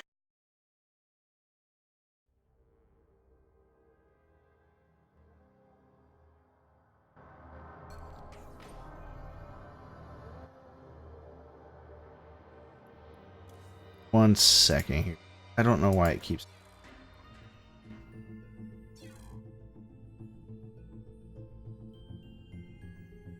There we go. Better? There we go. Sorry, yeah, for some reason, every time I leave the game, it, like, spazzes out on me. Yeah, it's fine. We figured it out, and we're gonna just, Nightshade. Oh, that's the pink map. Okay. The map with the pink and purple flowers. I remember. Let's go ahead, as we are getting into the next series here, we'll talk about our second sponsor. Then it's GameStop. GameStop has been dedicated to providing power to the player for years, and recently has investing more and more into the esports scene in general, whether it's consoles, PCs, all of that. They have been supplying the top-notch stuff that they can to make gamer, and also provide an outlet that they have everything you need, especially as a PC player. They have your keyboards, your mice, anything that you need to give yourself an edge, and they definitely a great sponsor to have with their support in today's event. But also make sure you guys check out GameStop.com to find out more of what they have and see a location near you and start getting plugged in, getting that power to your hand. Thank you again, GameStop. and they're literally worldwide. We have one here in the mall as well. Yeah, that's awesome, and Germany. that's one of the cool things. Like I've been talking about it a little bit. The GameStop near where I live, they have recently started getting Razer products and a lot of computer stuff, and that's been awesome. And they have been so helpful in that. So every time I go there, they always have some good deals. Got stuff going on clearance, or they just have, you know, in general stuff. And it's not just like PC parts or anything like that too, but they got some great like collect that. They also have different video games, and so they've just been, it's been really cool to have them. So we'll go ahead, get into the next game here soon. It is Nightshade. And this is an interesting map. I think this is Starkiller's one of Starkiller's favorite maps to play on. So, you know, Lillekanin has to do something different. I would love to see Lillekanin play some kind of play, but I know he's more of a mech player, so yeah. But maybe change something up. It just seems like Starkiller has just kind of figured him out and is just now starting to kind of overcome him there. He sometimes plays a bio against Protoss, but it's very rare and only in terms of cheese. He proxies everything basically on one base. But I have not seen him play bio other than proxy barracks and marines against Zerg ever before. Ever. Well, let's go ahead and introduce our players real quick. In the bottom right, in the green, it's the Terran player from Epunks. It's Lillekanin. And up in the top left-hand corner in the red, representing Alpha X, he is 1 point up, actually. It's 3 and 2 in favor of this guy. It's Starkiller. All right, so we've been seeing Starkiller go for this kind of pull first, and especially when he knows like he needs to be aggressive or he needs to have some kind of extra defense, he really starts pulling this out, and it's been kind of cool to actually see him pull it out. It gives him that extra kind of security, especially against Lillekanin's like 3 Raxes and stuff like that. So coming from that last game, you had a little bit of a failed 3 Rax attempt. It just got scattered out, completely done. Do you say, okay, I just need to play my standard style and stop with the ends? Or do I say, do I try something else? No, I don't think we're gonna see Lillekanin proxying again, and not this series. I'm probably gonna eat my words in the next game, but but I don't think he's gonna do that again. He is very solid when it comes to macro, and I'm fairly certain that he can absolutely go up against Starkiller with his macro. So I actually think he should stick to what he can do best, and just, as you said, play his standard game, play his normal game, play his patient game, and hopefully that's gonna work out for him in this game. I mean, of course, I cheer for both players. Everybody knows I love Starkiller. Everybody knows I love Lillekanin because he's my teammate and he's absolutely awesome anyways. And he has evolved so much as a player, both players actually. I've been watching both for years now, and I love both. I don't know who to cheer for, but I really want this to be as close as possible because I love them going up against each other, and I want as many games as possible. Definitely, and we've definitely been getting that so far in this series. I mean, so close back and forth. Both players just pushing each other to the limits here. And Starkiller is no stranger to that. I mean, he can go the distance. He's used to playing those long, drawn-out games. He does have his own patience, but we have seen, like you said, that just really good patience coming out from Lillekanin. He can play that kind of turtley style if he needs to. He can play that battle mech style. He's just very diverse when it comes to that. And like you said, his macro is just on point. He's just been able to kind of pump things out and really kind of stick in there when he needs to. So. Yeah, absolutely. We have a couple of Ravagers coming across the map. That was a very early Roach run, and this is going to be followed up by a Lair from Starkiller. I'm not quite sure if Lillekanin Well, I think he has what it takes. He's got a tank coming out that just popped out, and he's like, yeah, I'm gonna just abandon the bunker, it's fine. And with that tank out, these Ravagers are not going to get up this ramp. I mean, So, he would need a lot more, but it does kind of deny, or at least delay, this expansion from Lillekanin. He was able to kind of, you know, just continue to put on the pressure. He's got to be careful, though, with that tank readjusting. Okay, yeah. He'll be able to kind of push himself back here, and with the Viking, shuts down any, like, high ground vantage point, and we'll go ahead and end that. So, a really good play coming out there from Starkiller, and a lot of it being defended, attesting to that Reaper getting in and scouting that early Roach Warren. And the thing is about this fast Roach Warren is it's not designed to kill the Terran. You see this, I've seen this a couple of times from players like Bly or from Guru even. They just want to contain the Terran a little bit. Just for a few seconds actually are good enough. It's all about delaying, as you said, delaying that natural, delaying that Terran's economy so the Terran doesn't run away with the economy. And this is what Starkiller did very well. Lillekanin, however, he actually defended this quite masterful. So this is how you do it. This was textbook defense, really.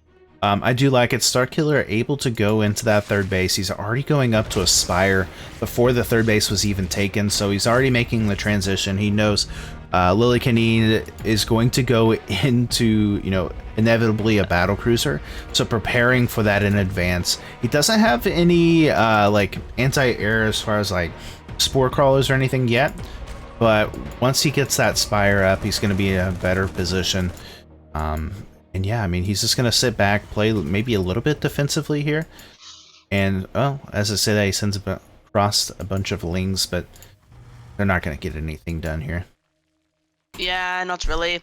I mean, Battlecruiser's out now. Starkiller only has a few queens. 1, 2, maybe 3. Yeah, 3 queens.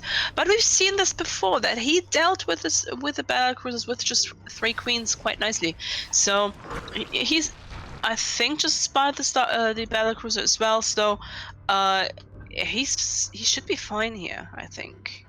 He keeps the music discs even at home, so he knows it's coming. And the only game where we did not see Lillekanin go for a fusion core and battlecruisers was the game where he proxied the barracks, successfully proxied the barracks. The others, he always went for that battlecruiser. So Starkiller absolutely counts on this happening, even though he doesn't know. He never saw the fusion core, but yeah. Well, there's battlecruiser, obviously. Yeah, I mean, and that's one of those things. Like, again, we keep saying it, or I keep saying it, of just how well Starkiller is able to read his opponent and just kind of understand his style of, okay, this guy really likes to go into the battlecruiser play. Obviously, he plays mech, so I need to make sure that my builds kind of play against that. And so far, it's been perfect. I mean, he's been playing with the mutas. He's going into roaches when he needs to. He's got to be careful, though, because of these tanks getting some really good shots. But with the Ravengers, with the mutas, has just been able to continue to put on this pressure. And behind this, I imagine we'll see a 4th base soon. And just continuing to kind of pressure and get the damage done where he needs to. Yeah, honestly, right now, this is not Starkiller playing his race or something. He's playing against the player. He just plays Lillekanin like he would play a violin or something. So this, it feels like it. He just plays this out so well thought through. Yeah, these first 2 games were a little bit sloppy, maybe a little bit almost felt like warm-up games, if that makes sense. Yeah. But now he's absolutely in the flow. You can literally feel that. He's absolutely autopilot. He's just doing everything right. I'm super impressed, to be honest. Yeah. It's like, I mean, I know he's good. I just didn't expect him to play Lillekanin like this. Yeah. And it's one of those things where you know, we talk about you know, some players, they do better in certain like tournament environments where they like to know who they're playing against in advance so they can study, or some of them do better in like quick tournaments that last in like one day.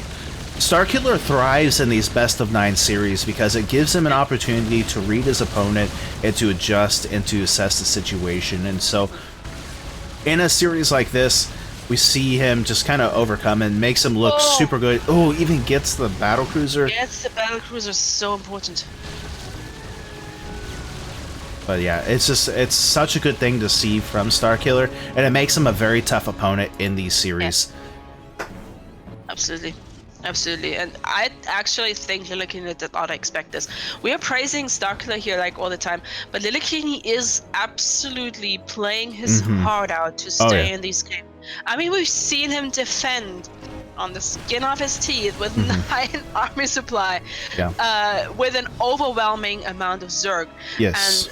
And this takes balls to do that. It's not like any lesser player than Lillekanin would have tapped out, but Lillekanin is like, nope, I'm not gonna surrender. Yeah. We're gonna fight through this. Yeah, Lillekanin definitely a fighter, and a lot of his macro, a lot of his micro has been attest to it. We've seen time and time again that overall his Hellion play is top notch. We've seen that's kind of been in a sense a weakness to Starkiller, and actually surprised that this game. Or this map, we haven't seen that from Lillekanin because he's had to play so defensive. But you know, he has these really good plays, and he's able to play it so patiently, which is hard to find in a player. And it just makes this matchup so good because these two players have such a uniqueness about them. And I mean, they just play it so well, and so it's a big masterful piece here that we get to watch. Absolutely. And honestly, I'm super happy I said yes yesterday. I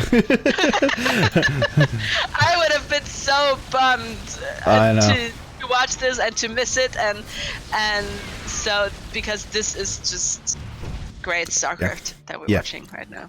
I can't say enough. I know I'm repeating myself, I sound like a broken record, but StarCraft is just, it's still my most favorite game. It's still such a beautiful game, and it's just awesome. It's very poetic, and especially when you have a matchup like this, which, you know, right now we see both players just kind of going back and forth with each other. They're kind of classic, like, battle cruiser push.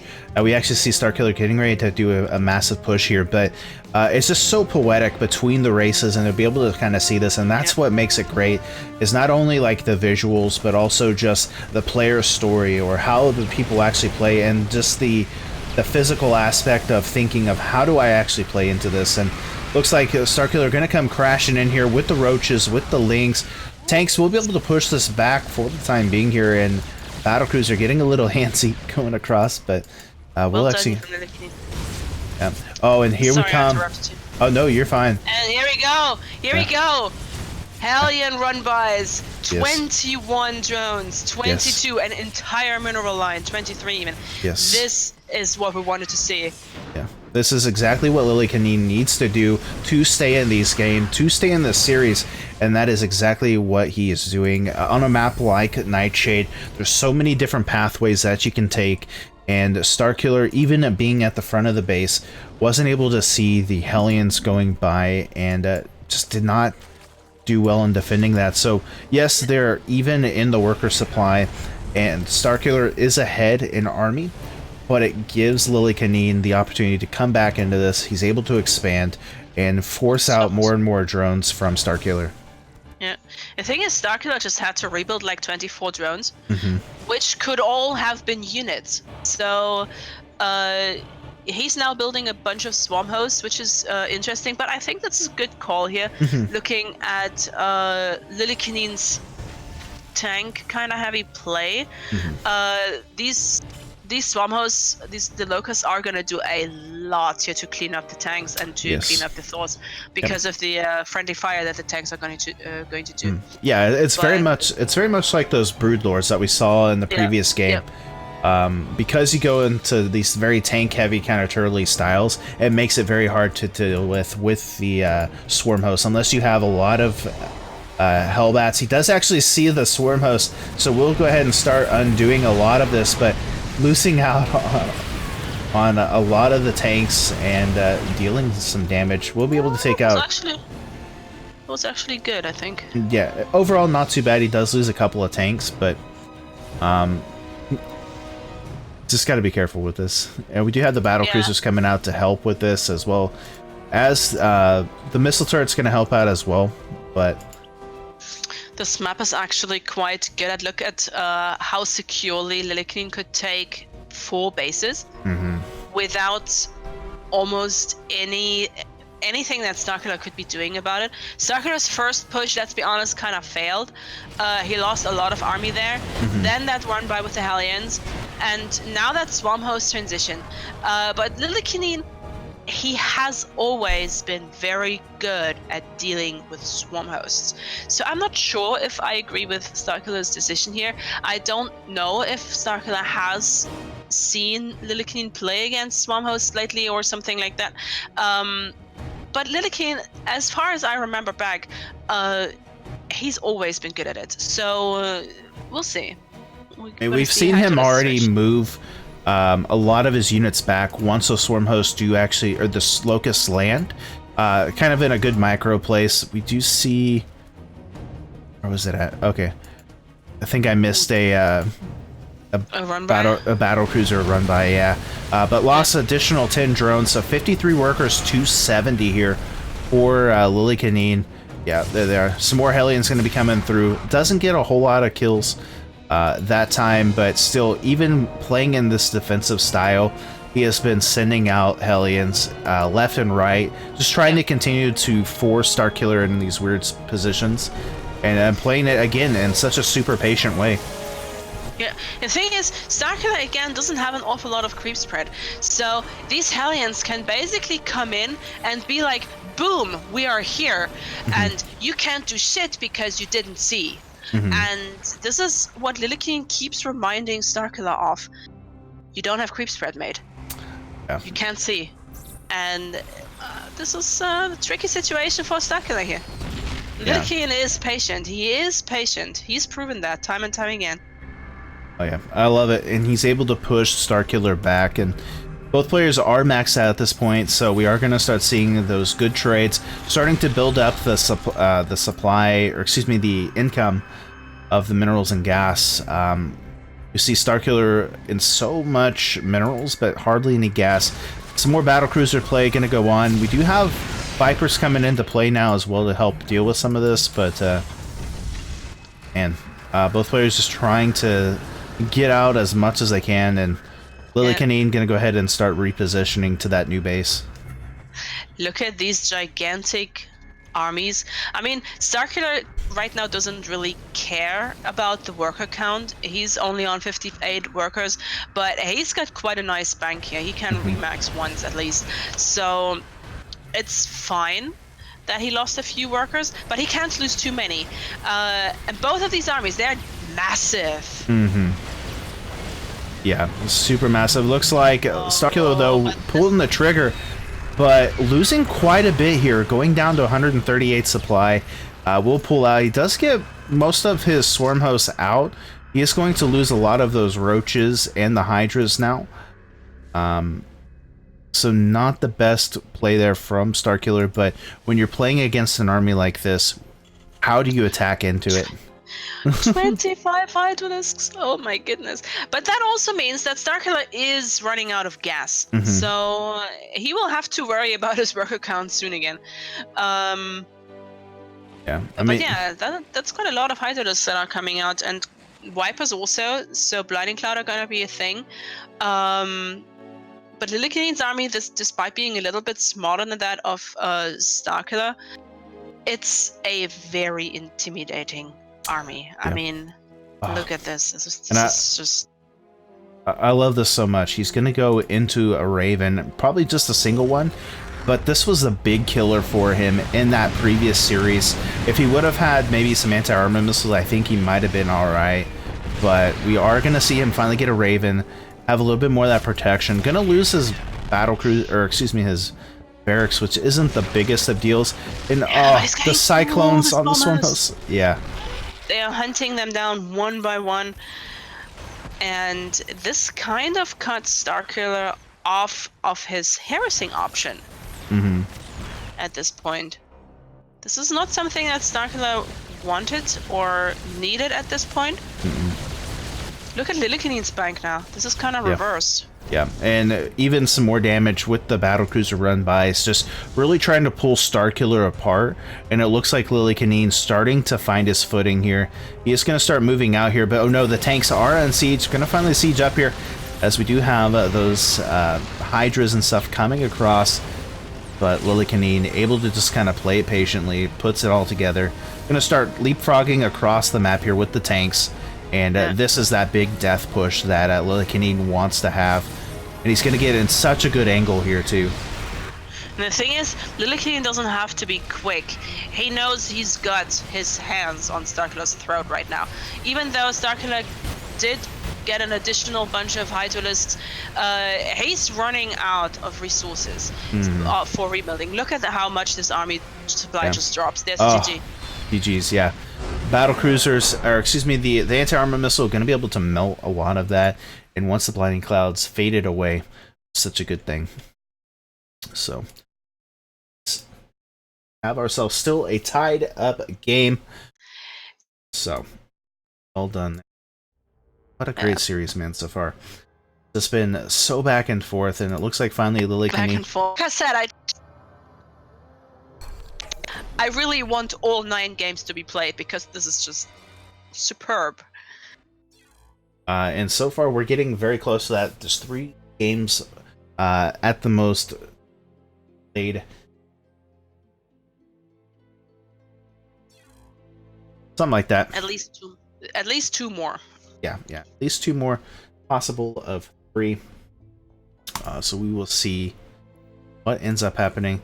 Are we on NA now or EU? To NA now. Yeah. Okay.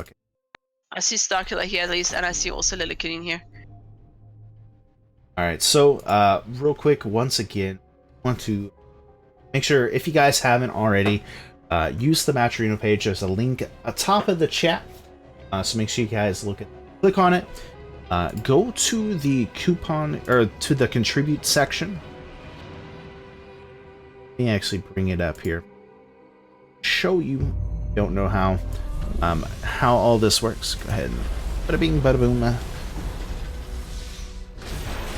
Yeah, it's actually super easy. It's just like 5 or 6 clicks, and typing the code in.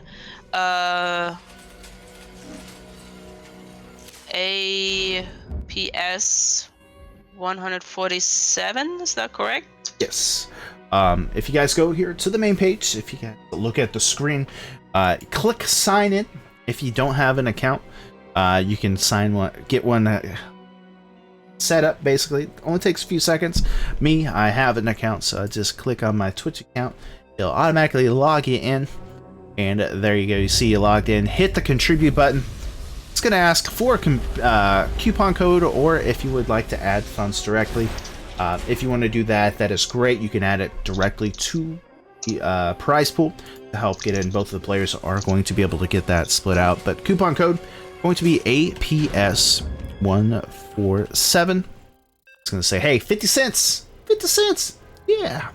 And hit contribute. Then you can complete sponsor quests on the side from our sponsors, 24 Hour Fitness, GameStop, and add even more points. Hey, make sure you guys do the Twitter quests as well as the YouTube quests. All of those have money to add to the prize pool. I think you can only do some of them like once. So if you've already done them, unfortunately you can't. But if you want to help support and you haven't done those, and there you go. You'll see the prize pool increase and all of that.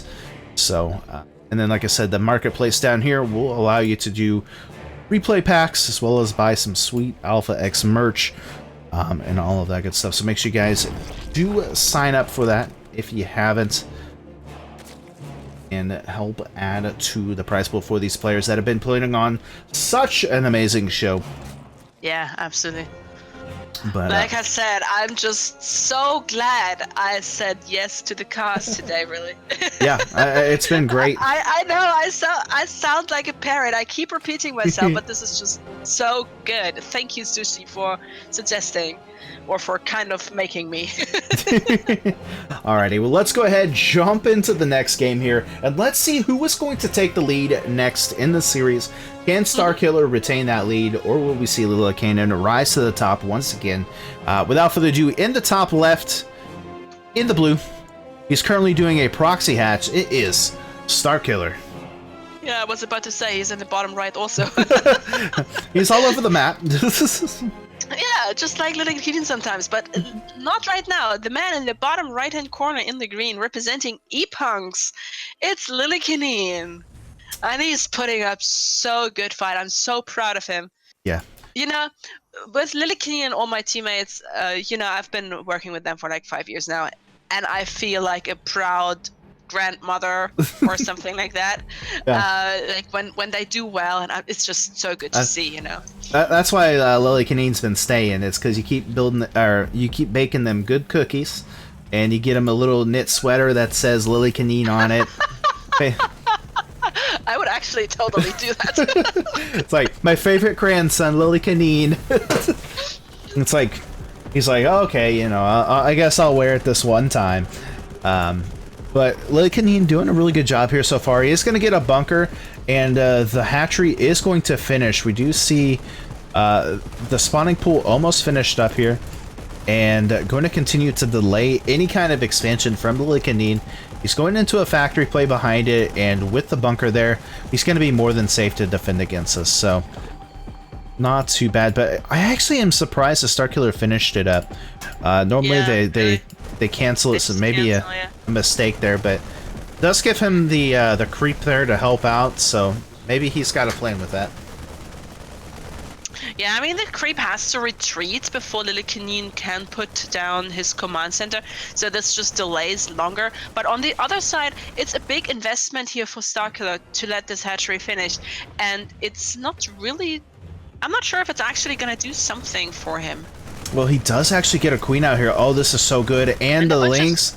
Too, yeah. Oh, and he gets the creep tumor down. This is really nice here for Starkiller. So, hatchery will go down, and we will see the lynx getting on top of a lot of the SCVs. Queen going to be working onto the bunker, but I just don't think there's enough here for Starkiller. It's going to delay this even more, and with the Marines, going to be able to clean this up. I don't think this actually did what Starkiller wanted it to do. He did get one SCV, which cost him a queen, 6 or something zerglings, and a hatchery. And I think that's quite expensive if you look at the resources lost. This is like almost 7 times more than Lillekanin lost. So I think Lillekanin handled that rather nicely in my book. But there's a Roach Run follow-up from Starkiller. Yeah, I mean, he's going to go into double Evo chambers. He's got that Roach Warren on the way.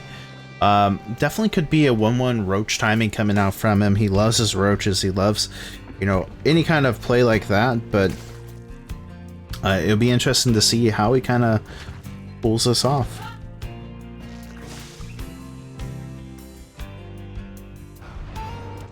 So lots of gases here for Starkiller. I'm kind of curious if we're gonna see a from him. Yeah, there you go. So Starkiller's planning something here. I'm not quite sure yet what, but he's planning something. Maybe I actually don't think it's gonna be a Spire, because look at these upgrades. He would not get Roach upgrades if he would want a Spire.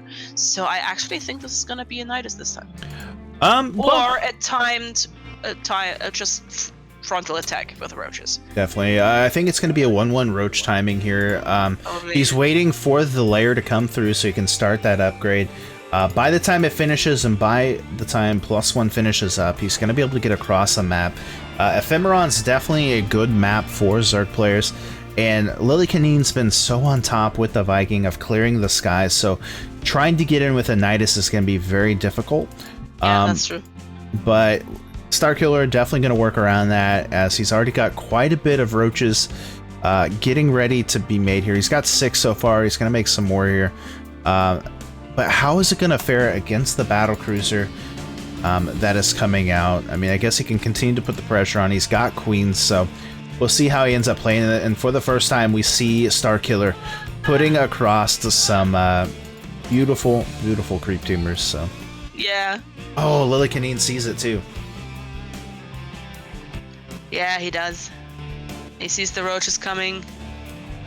I mean, these are not an awful many roaches yet.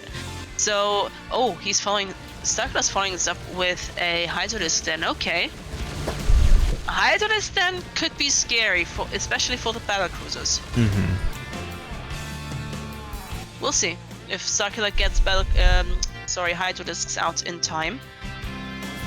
Yeah, I mean, we do have a little bit of harassment coming out with the Viking. It is going to eventually fall here. Or does it? Does he get to it? Nope. It's going to be able to get out with its life. The Roach is going to go ahead and return home, so not going to be able to get the damage done that he really wanted to. Beautiful scan going to come out here from Lillekanin and just push back the creep. Starkiller does have enough queens, though, so he will be able to kind of re-put down any creep tumors lost. But I guess in that kind of mech style play coming out from the Terran, putting down creep just makes it a little bit tougher sometimes. Yeah, I mean, especially it's gonna make it a lot easier to defend the Hellion run-bys, which Lillekanin is so good at, and we're not getting tired of pointing this out because Lillekanin is so good at that. Yeah. So I mean, he's been able to get the damage done worker-wise to Starkiller. The biggest problem has been those engagements, and we've seen time and time again he has the capability to kind of overwhelm that, but he has to play it continuously smart. And yeah. Ooh, that battlecruiser's a little bit stuck. Hydrodisc on one side, queens on the other. Yeah, better to get it out there. So second battlecruiser on the way here for Lillekanin. Actually, he already has a second one out. It's the third battlecruiser, excuse me. Gonna go ahead and sit at home for the time being, get healed up. The other battlecruiser is finally gonna go to the natural and just continue to put on some pressure. And we see this time and time again, Lillekanin just loves to continue with these like little run-bys, whether it be with the Hellions or with these battlecruisers, and just continue to force Starkiller to build more and more drones and keep as much of the riffraff down of his opponent. Yeah, that is absolutely true. We do have a lot of Hydrodiscs in production for Starkiller, though. And this is quite a sizable Zerg army that is heading across the map. Yes. Lillekanin, he's got the battlecruisers, he's got a couple of tanks, actually. But I'm not entirely certain if he's geared for this, because Starkiller is gonna be on even grounds. He doesn't have to fight up a ramp or something like that. So this is what's going to make it a lot easier. Oh, Lillekanin evacuating the third immediately. Yeah, that's smart, I think. Yeah, I mean, it's really interesting. Starkiller on 2-2 to the 0-0 of Lillekanin, which with the mech doesn't matter as much, I think, if he's, as long as he's in a good position, and with the amount of tanks that he has. Finally going to have a little bit of high ground detection, taking quite a bit of shots, though. He does get a couple of tanks, but still has to be super careful. And finally, we do see a few Hellions making their way across the map. Battlecruiser's going to help out as well. And Starkiller's just not getting the damage done that he wants. He is ahead, army-wise and upgrades, but if he doesn't get the damage done and lets Lillekanin play his game, it's going to be a tough time here for Starkiller. Yeah, absolutely. I completely agree. I think it's a smart thing to do here for Starkiller to just go back home for now. And since he still has the bigger army, on paper at least, and he also knows that Lillekanin is kind of turtling, so he's gonna go ahead and get some better tech. He's getting a hive, so we're gonna have Viper soon. Blinding Cloud and Abducts are gonna help tremendously. So, oh, never mind. Starkiller's like, whatever. Okay. Yeah, really good play here. He's going to be able to pick off quite a bit of the third base and then a couple of SCVs.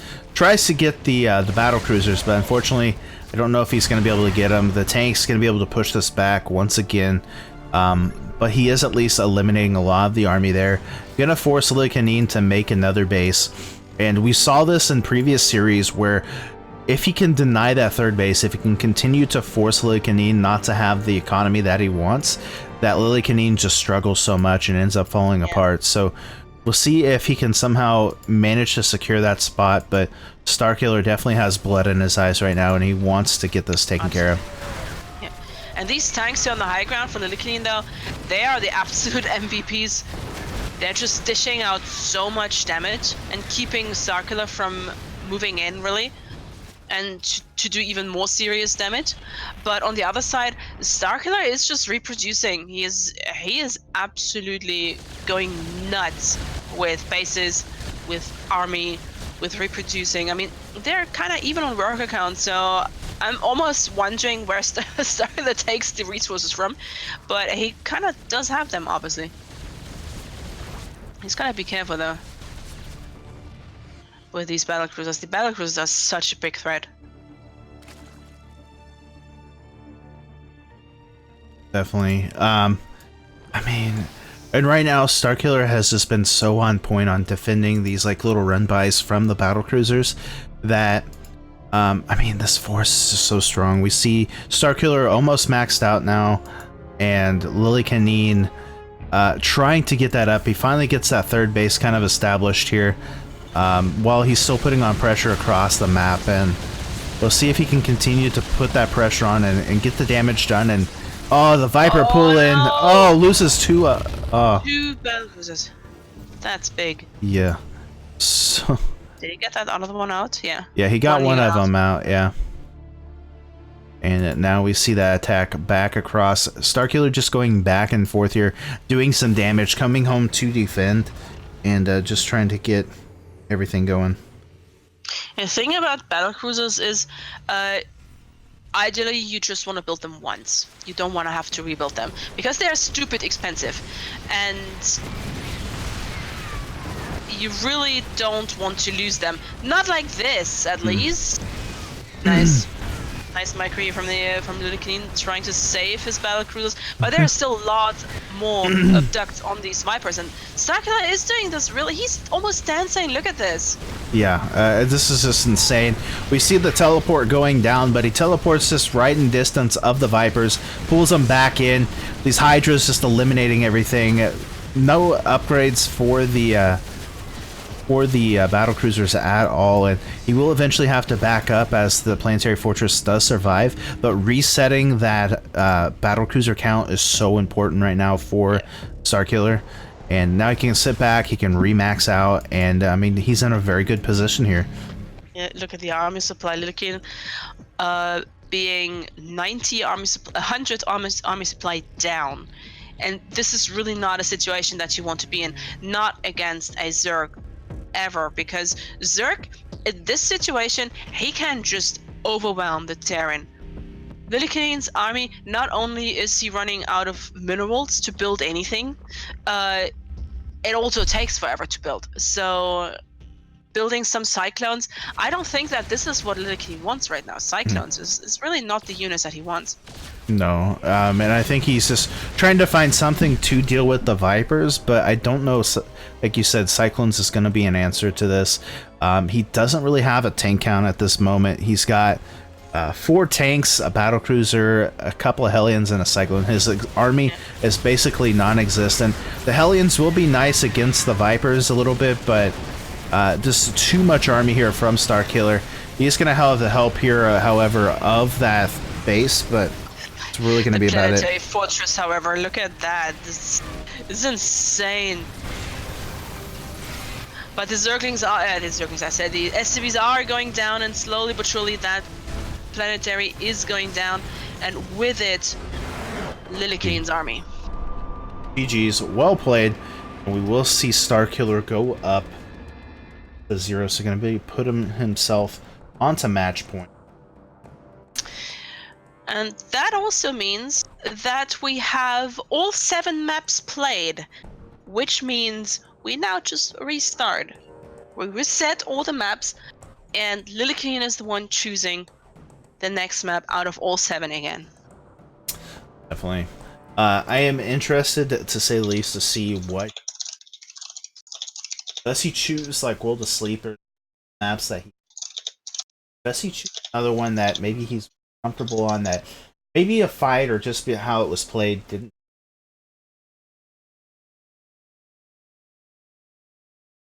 Find out here in just a second.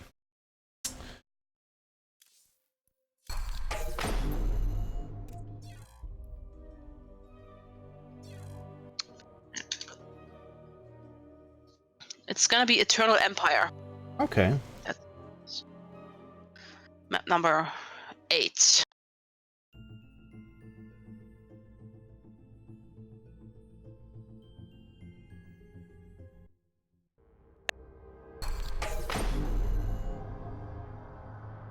Even though I think Nightshade probably would have been a better choice almost, but we'll see. I mean, Lillekanin knows best what he likes to play, so I am not going to question him. Yeah. Definitely, I understand that. Am I on E? There we go. So yeah, I'm excited to see how he kind of adjusts into this next matchup. I think he had won the... No, this is the one that he almost won, but ended up falling just short on. Should be interesting. Yeah. It's definitely a map that like I said, I can definitely see why he chooses this map. Because of these 3 bases that he can take rather safely. So that's a good base for his mech play. Yeah. So we'll just see how this is going to pan out for Lillekanin. He has to win this if he wants to go to the final game. If he loses here, Starkiller again takes the pizza. Yeah. Except there is no pizza involved this time. Yeah. So that begs the question here. You're Starkiller. You are on match point. You know, you're feeling pretty confident at this point. Maybe that, not necessarily that you're going to take it away, but you have some kind of opportunity to win this. Do you in turn say, okay, potentially last game, let me go ahead, I'm just going to throw out like a big cheese, and if I can get the victory, then good. If not, we go to the final game, I play standard and maybe take it? Or does he just say, let me just play standard and go from there? I think he's gonna just play standard because he knows he can definitely take Lillekanin head on. He doesn't have to resort to cheese. And cheese is risky because what if Lillekanin holds it?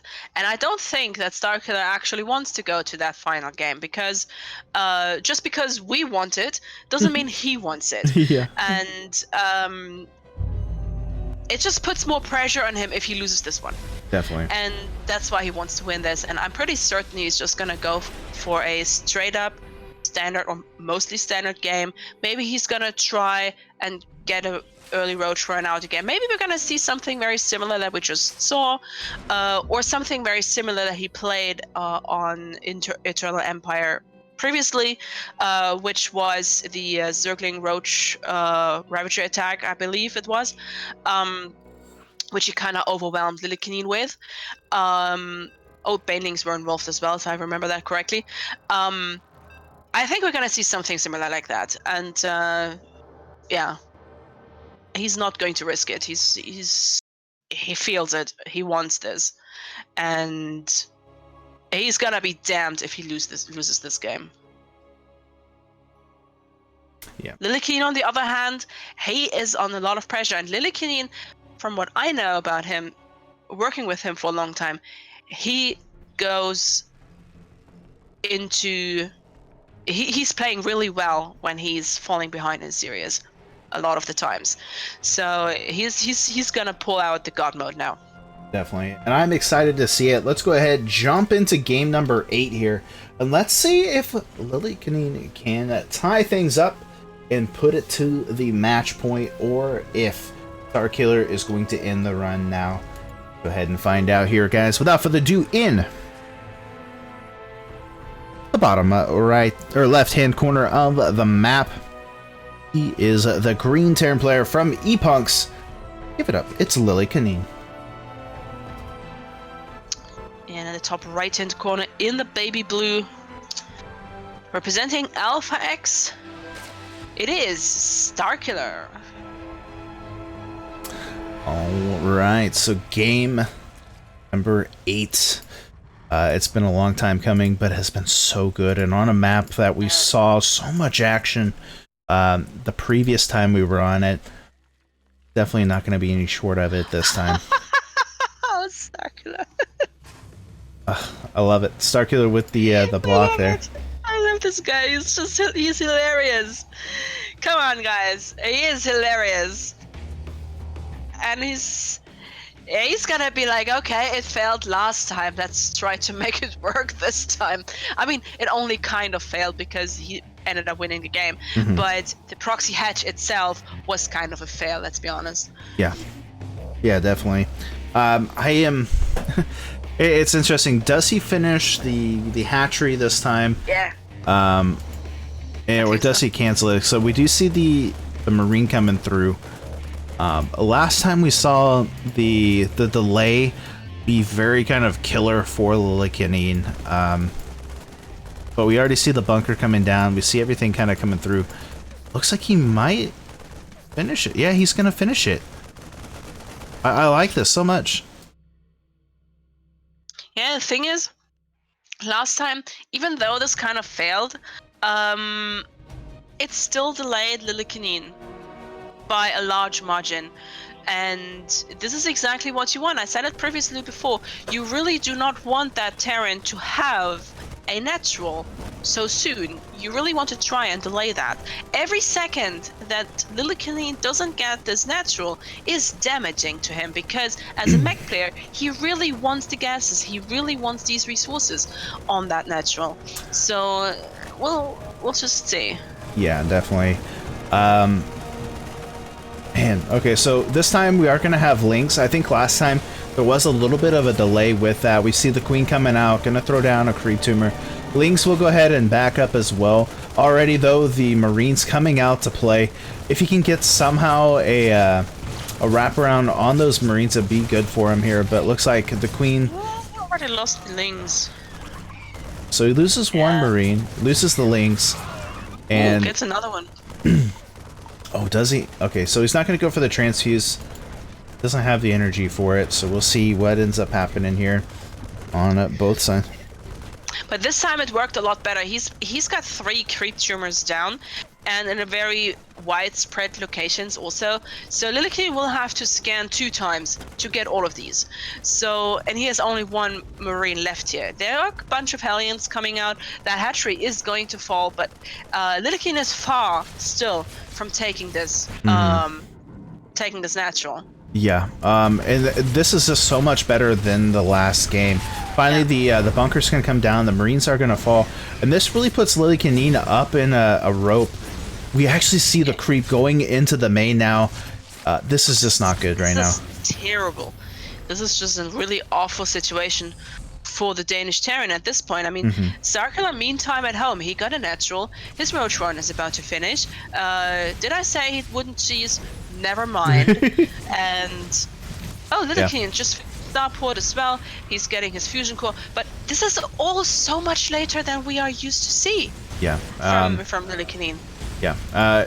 Does the queen? Oh, queen barely doesn't make it out. We see finally the hatchery is taking place, but now there's still 3 or 4 kind of creep tumors out, but still delayed. He's gonna have to move it to the 3rd if he wants to, but he's gonna keep it inside. Behind this, we see just 2 base play coming out from Starkiller, and he is, for the time being, sitting at like 2 base going into the queens. He's got the roaches coming out, just not looking good. Yeah.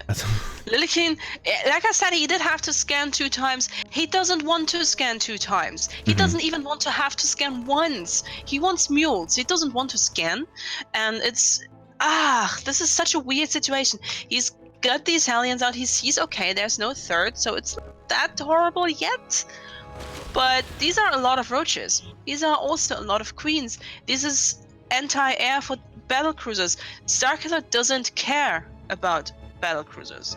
No. He's getting a lair and he's getting +1 range for the roaches, and he's just gonna be like, you know what? I don't care. Bring your battlecruisers, and I'm just gonna kill you at home. I don't care what you do in my base, because I'm gonna deal with it. I'm ready for it. Yeah, I mean, he has so many queens, he has those roaches, he's in a really good position.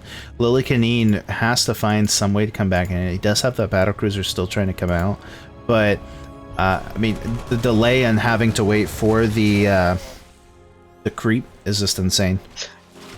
And there's even more creep here. The tank's not out yet. It's gonna come out in a moment, though. Oh, well. +1 for Starkiller is not quite finished yet. Roaches are there. They're going to be able to kind of deal with some of the attacks across. Even going to be able to get the Hellions taken care of. And, I mean, if you're Lillekanin, you're trying to come back in this, but so many roaches. I guess he's taken a lot of damage with the tanks. But, you know, is it going to be enough here?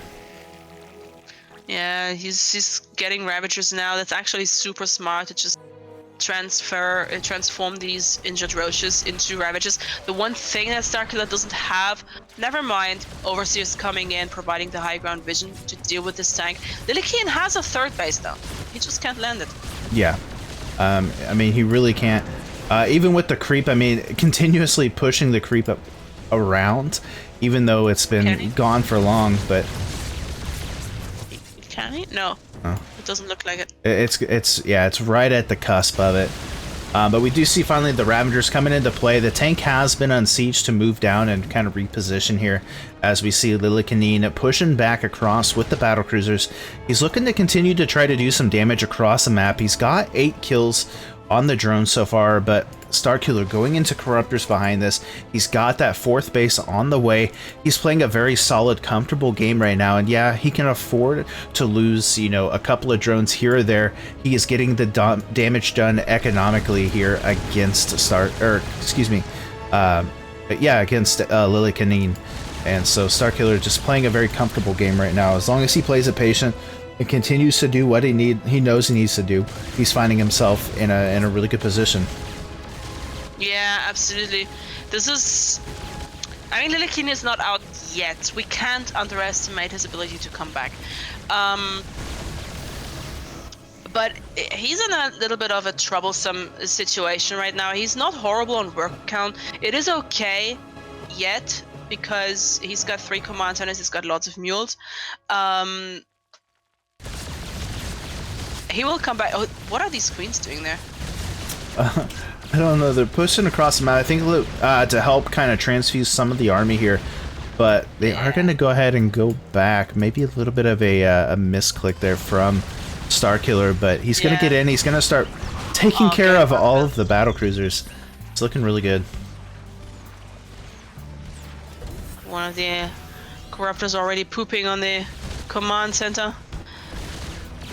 Or peeing on it. I don't know what they do. the corrosively yeah. Or vomiting, I think. It's coming out of their mouth, so I think it's vomit. So, something like that. It's kind of like an ant that like throws down some acid. But yeah, I mean, Starkiller gonna start sending across more roaches. He's gonna delay or deny this 3rd base yet again, and you know, Lillekanin just can't find a way to set himself up at this point. Honestly, I'm not sure.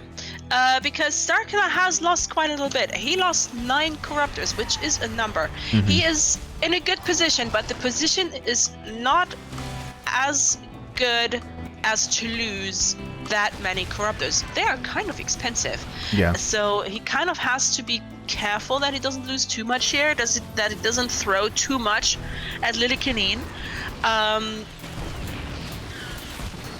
He has to have the stuff to do damage. He can't just let it die or something. He really has to get some value out of it.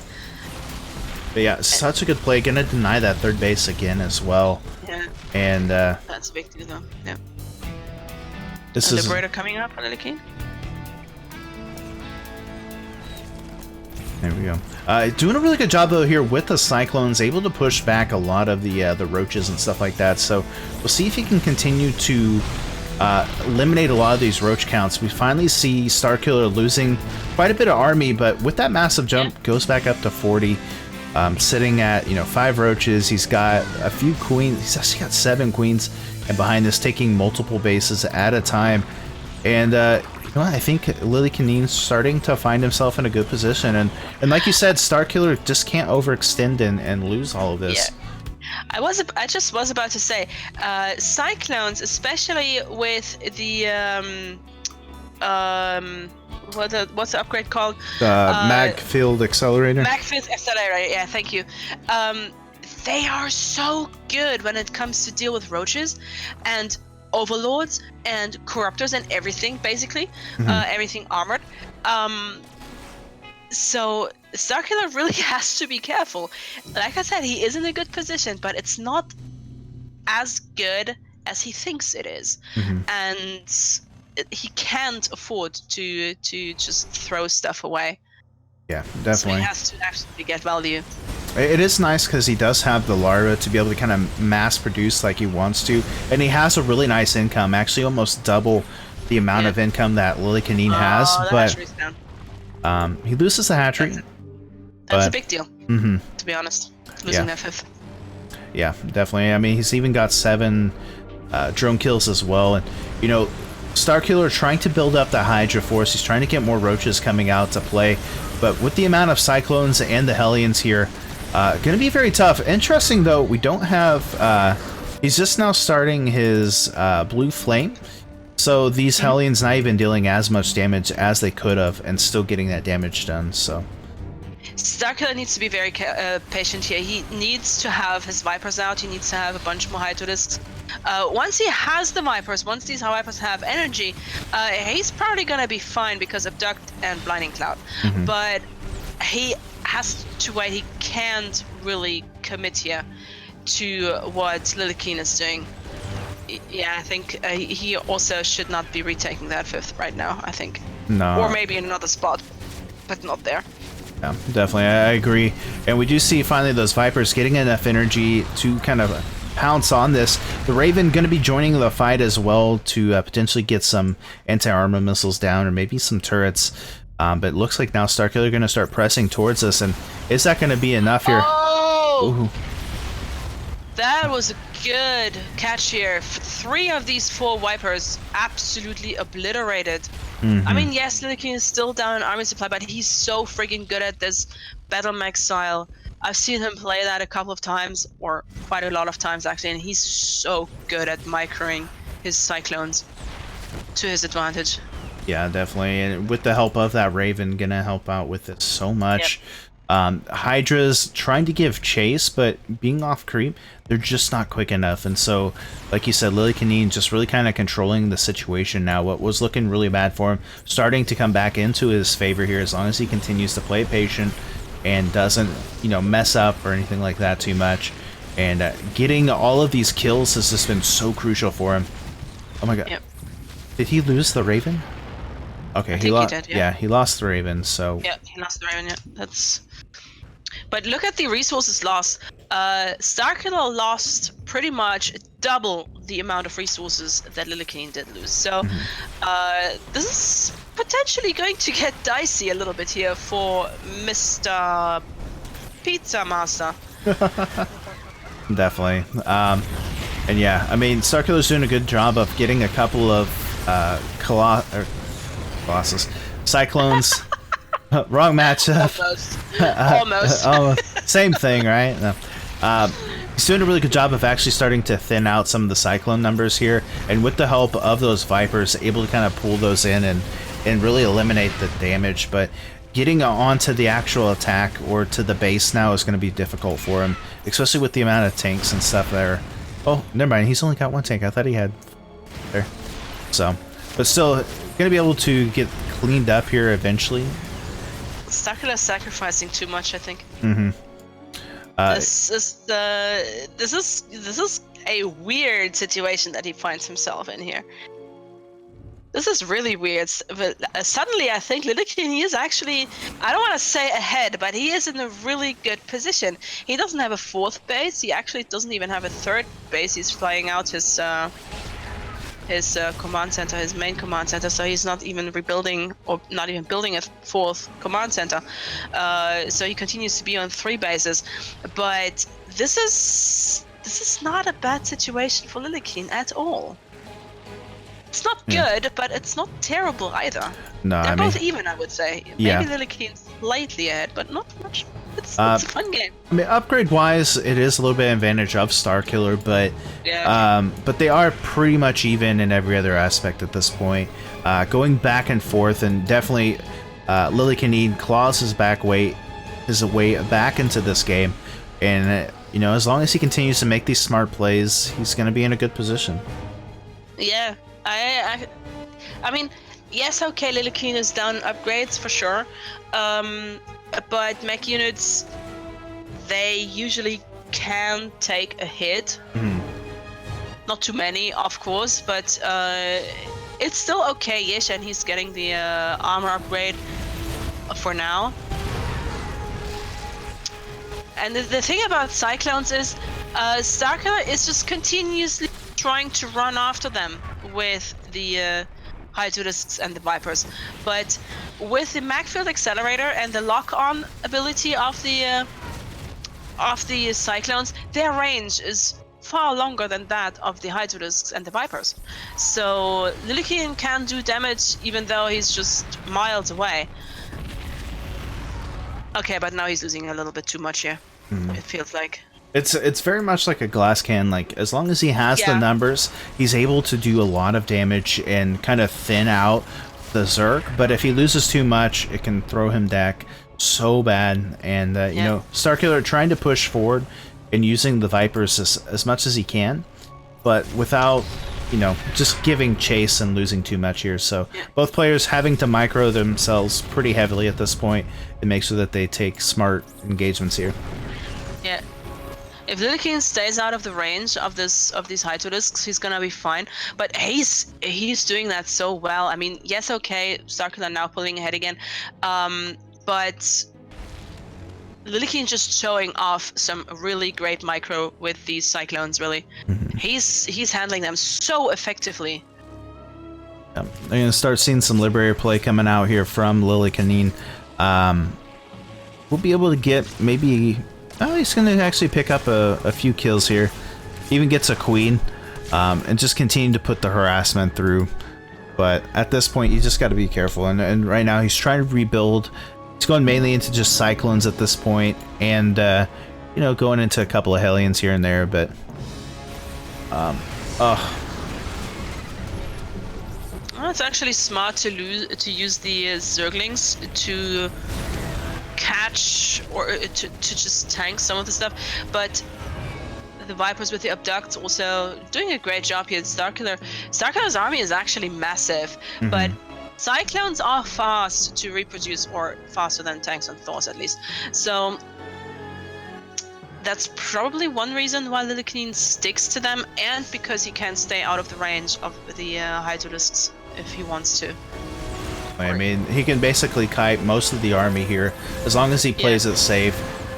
They are able to take a lot of, or they can't take as much damage as you would like them to, but once they get locked on, they can just kind of, you know, push back. And the Viper play coming out from Starkiller has just been so killer. Yeah, it's so good. We'll have to start calling him Viper Killer here. Yeah. The thing is, Starkiller lost his initial 4 Vipers really quick, but these ones here, they have been really, really good. Lillekanin has his 4th base. He's actually going to go into a 5th base now, and he needs to continue to do this if he wants to stay in as well. Starkiller does have quite a bit of mineral income right now. Doesn't have so much of the gas, but as long as he continues to make these smart plays, he's going to be okay. Going to lose a couple of Vipers, but going to trade it out for some Cyclones, so... not the worst play. But yeah, Lillekanin so far playing this really patient, really nice. As long as he doesn't get his Cyclone stuck somewhere where he can't pull out, he should be fine. The hatchery's gonna go down again. Starkiller really having trouble establish another base. He's got that one in the top left-hand corner, but that just finished building. But Starkiller really needs that base, another base. He wants the lava. Oh, this is so good from Lillekanin. He's closing in again. He's also got the armor, +3 armor coming. It's not far, well... the longer that Lillekanin can hold this off and continue to deny, or to kind of hold in this, the better it becomes for him. But the big thing that concerns me is he just has the armor upgrade, which Cyclones don't necessarily, like, benefit from the, like, weapons upgrade portion of it. So I understand why he's not getting it, but it also makes it kind of scary. So as long as he can hold out until he gets that 3/3 upgrade and continues to put on the pressure, I think he's going to be in a pretty good spot. He just has to play it safe. I would love to see Starkiller kind of go for maybe like a surround. I think that's the only way that Starkiller is going to fully shut this down. But right now he's just giving chase, so... Yeah, he's just running after these Cyclones, which he can't really catch. And replacing the Vipers is really expensive.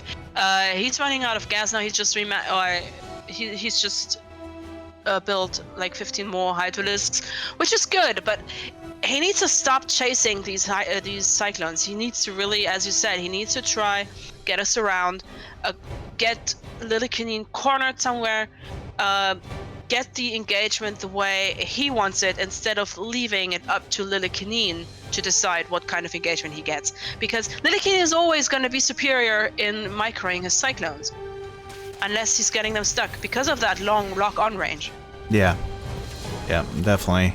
Looks like we're gonna have another engagement here. That's actually... Hydras are trying. We're trying to get on top of some of the other units up on the top with the Liberator and stuff, but Cyclone's gonna be able to catch them off a little bit here. Vipers, though, full of energy. We'll be able to start pushing more and more of these back into that Hydra group. Hydra herd? I don't know. What do you call a group of Hydras? Flock? No. A flock? No.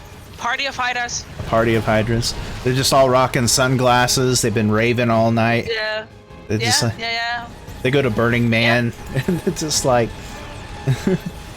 See, and this is exactly what Starkiller doesn't want. He's getting caught half his Hydras in the back, and this is really not a situation that he wants.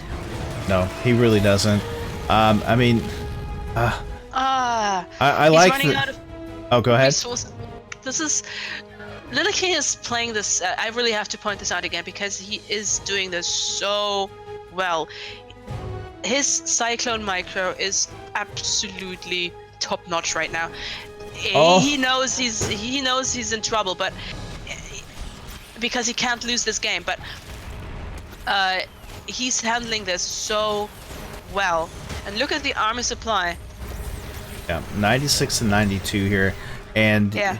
You know, I like that Starkiller is trying to force Lillekanin to stay on his side of the map so that he can expand, he can build up what he wants, but he has to still be careful. He doesn't! That's the thing! No. He's not getting what he wants. Yeah, exactly. And it's just kind of unfortunate. He's got to be careful, though. The lock-on of the Vipers is going to be so crucial. And, yeah, Lillekanin just going to continue to push this back. And now we see the army here of Starkiller starting to fall down as Lillekanin going to start pouncing on everything. There are more Hydras popping out. There's some Infestors now. And that could be the answer here for Starkiller. Yeah. But is it too late? That's a big question. He's only got enough to make 3. Yeah. Is that going to be enough? The thing is, after this disastrous start for the Danish Terran player, he has been doing a phenomenal job to get back into this game. He's now even getting his weapon upgrades finally. Starkiller absolutely not getting what he wants. Yes, he keeps Lillekanin on his own side of the base, but he's trading Hydralisks for it, and he's not taking bases off his own. And this is...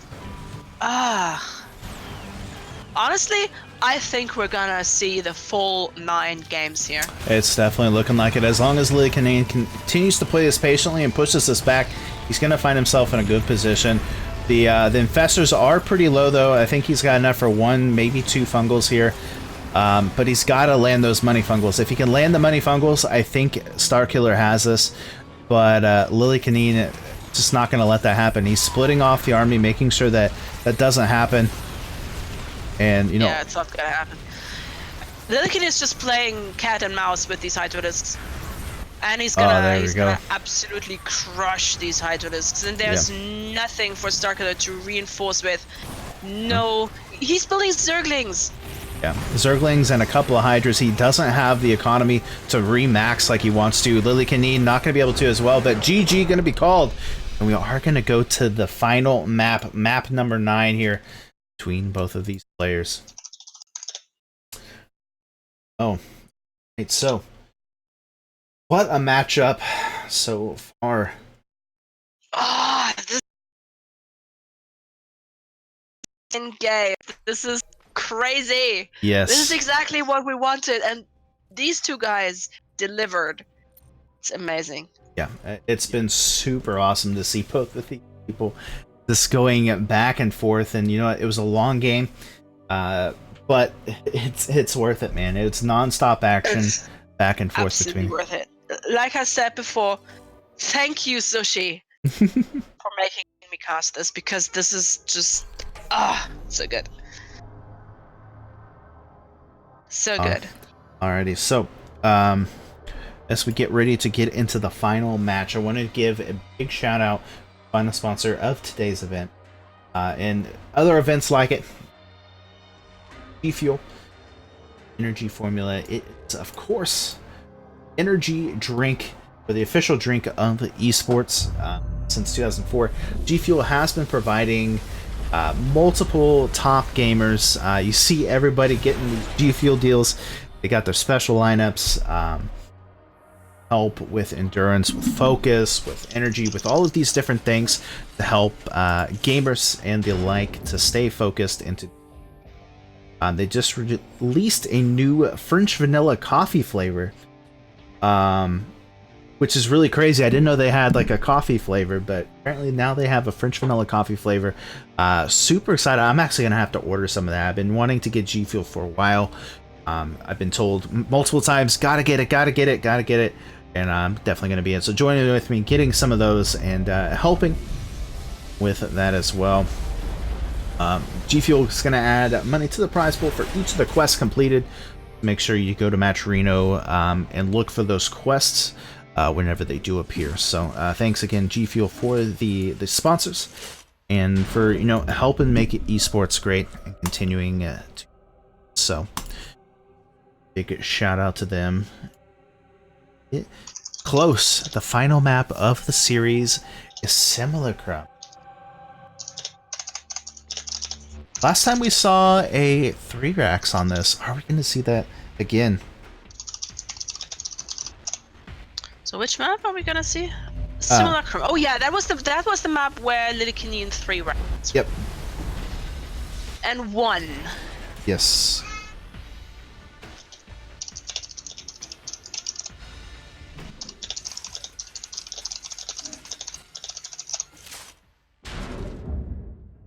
And this is, honestly, knowing Lillekanin, he might actually try and do this again. But he also knows that Starkiller is really good at detecting these. Mm-hmm. And he's gonna have a hard time pulling this off unless he finds a really crazy proxy location or something, which I don't think he will, because on certain maps he does have his preferred locations, mm-hmm. and I think we saw that. So on Simulacrum, I definitely. So I don't know. I don't want to call this game. I would love to see him play his standard mech style instead of doing the cheese. I think Simulacrum caters very well to mech, especially tanks, because of the vision sights, because of just the close range, like, not necessarily tunnels, but just the pathways get very tight inside the, like, hexes or whatever. But I would love to see that come from him, but maybe it being the last game, he's like, you know what, I'm gonna throw it all out there and just see where it lands. Maybe a high doubt, but maybe Lily can maybe Lily does go for just a SCV all in and ends it in like 30 seconds. I doubt Honestly, it. But that wouldn't even surprise me. I doubt it too, but it wouldn't surprise me. Lillekanin can pull off the weirdest stuff, which is why he is one of my most favorite players to watch, because he's always fun. You never know what you get when you get into a game with Lillekanin. It's like a Kinder surprise, you know? And and we've been praising these players back and forth, praising Lillekanin, praising starkiller. That's just because they're both absolutely playing their hearts out. Both want to win this series. You can see this. You can literally feel the tension between these two. But there's still... they're just putting up such a good fight. It's awesome. I can't say this often enough. I'm just so... God, I don't even know. I know I'm probably boring everybody because I keep saying they're so good, but that's just because they are. yeah, I mean, they really are. And we're gonna see how this epic conclusion happens as we go into the final map of the series. Are you ready, Lady Azilis? I don't know if I am, but this is gonna be epic. Alrighty. This is gonna be epic. Let's go ahead, jump into it here, and we're for the last time going to introduce our players here in the top left-hand corner of the map. Soon in the bottom right also. There's a drone. Uh-oh. Go ahead. Sorry. I was like, oh no, I messed up. But no, in the top left, in the blue, he has been playing like crazy. Give it up for the Zerg player from Alpha X. It is Starkiller. Yeah, and is he gonna actually proxy again? What if he proxied in the base right now? He does. Oh, okay. And down the bottom right-hand corner in the green. One last time, ladies and gentlemen, 4 E-pungs. It's Lillekanin. He is absolutely... His Cyclone micro in the last game was just ridiculously... Yeah, it was insane. It was just so crazy. He came back like from zero to hero. Yeah. Literally. It's just... I don't even know how he does this. That's why what I mean. When he plays from behind, he's just going into God mode, and there's absolutely nothing you can do. He's gonna absolutely steamroll you for whatever. I mean, it's not supposed to work like that, you know. Yeah. But he makes it work somehow. Well, I don't even. This guy's so good. Yeah, we'll see exactly how this kind of folds out. As again, he is going to be able to defend this for the most part. Actually, not even making a bunker this time. Very interesting. We have a little bit of a drone on SCV fight here. Oh, and the SCV wins. Yep, SCV wins. SCV has, I believe, 1 more or 5 more health points or something. 40. Yep, 5 more health points. That's why SCV wins. Anyways, let's see what kind of start this Starkiller is going to get here. So far, this looks okay-ish for him. Mm-hmm. Kind of similar to the other games that he tried this. Oh no, they didn't do the game mode. Oh well, it's okay. Okay. It's okay. We can deal with it. I don't know how to cast without it. Okay.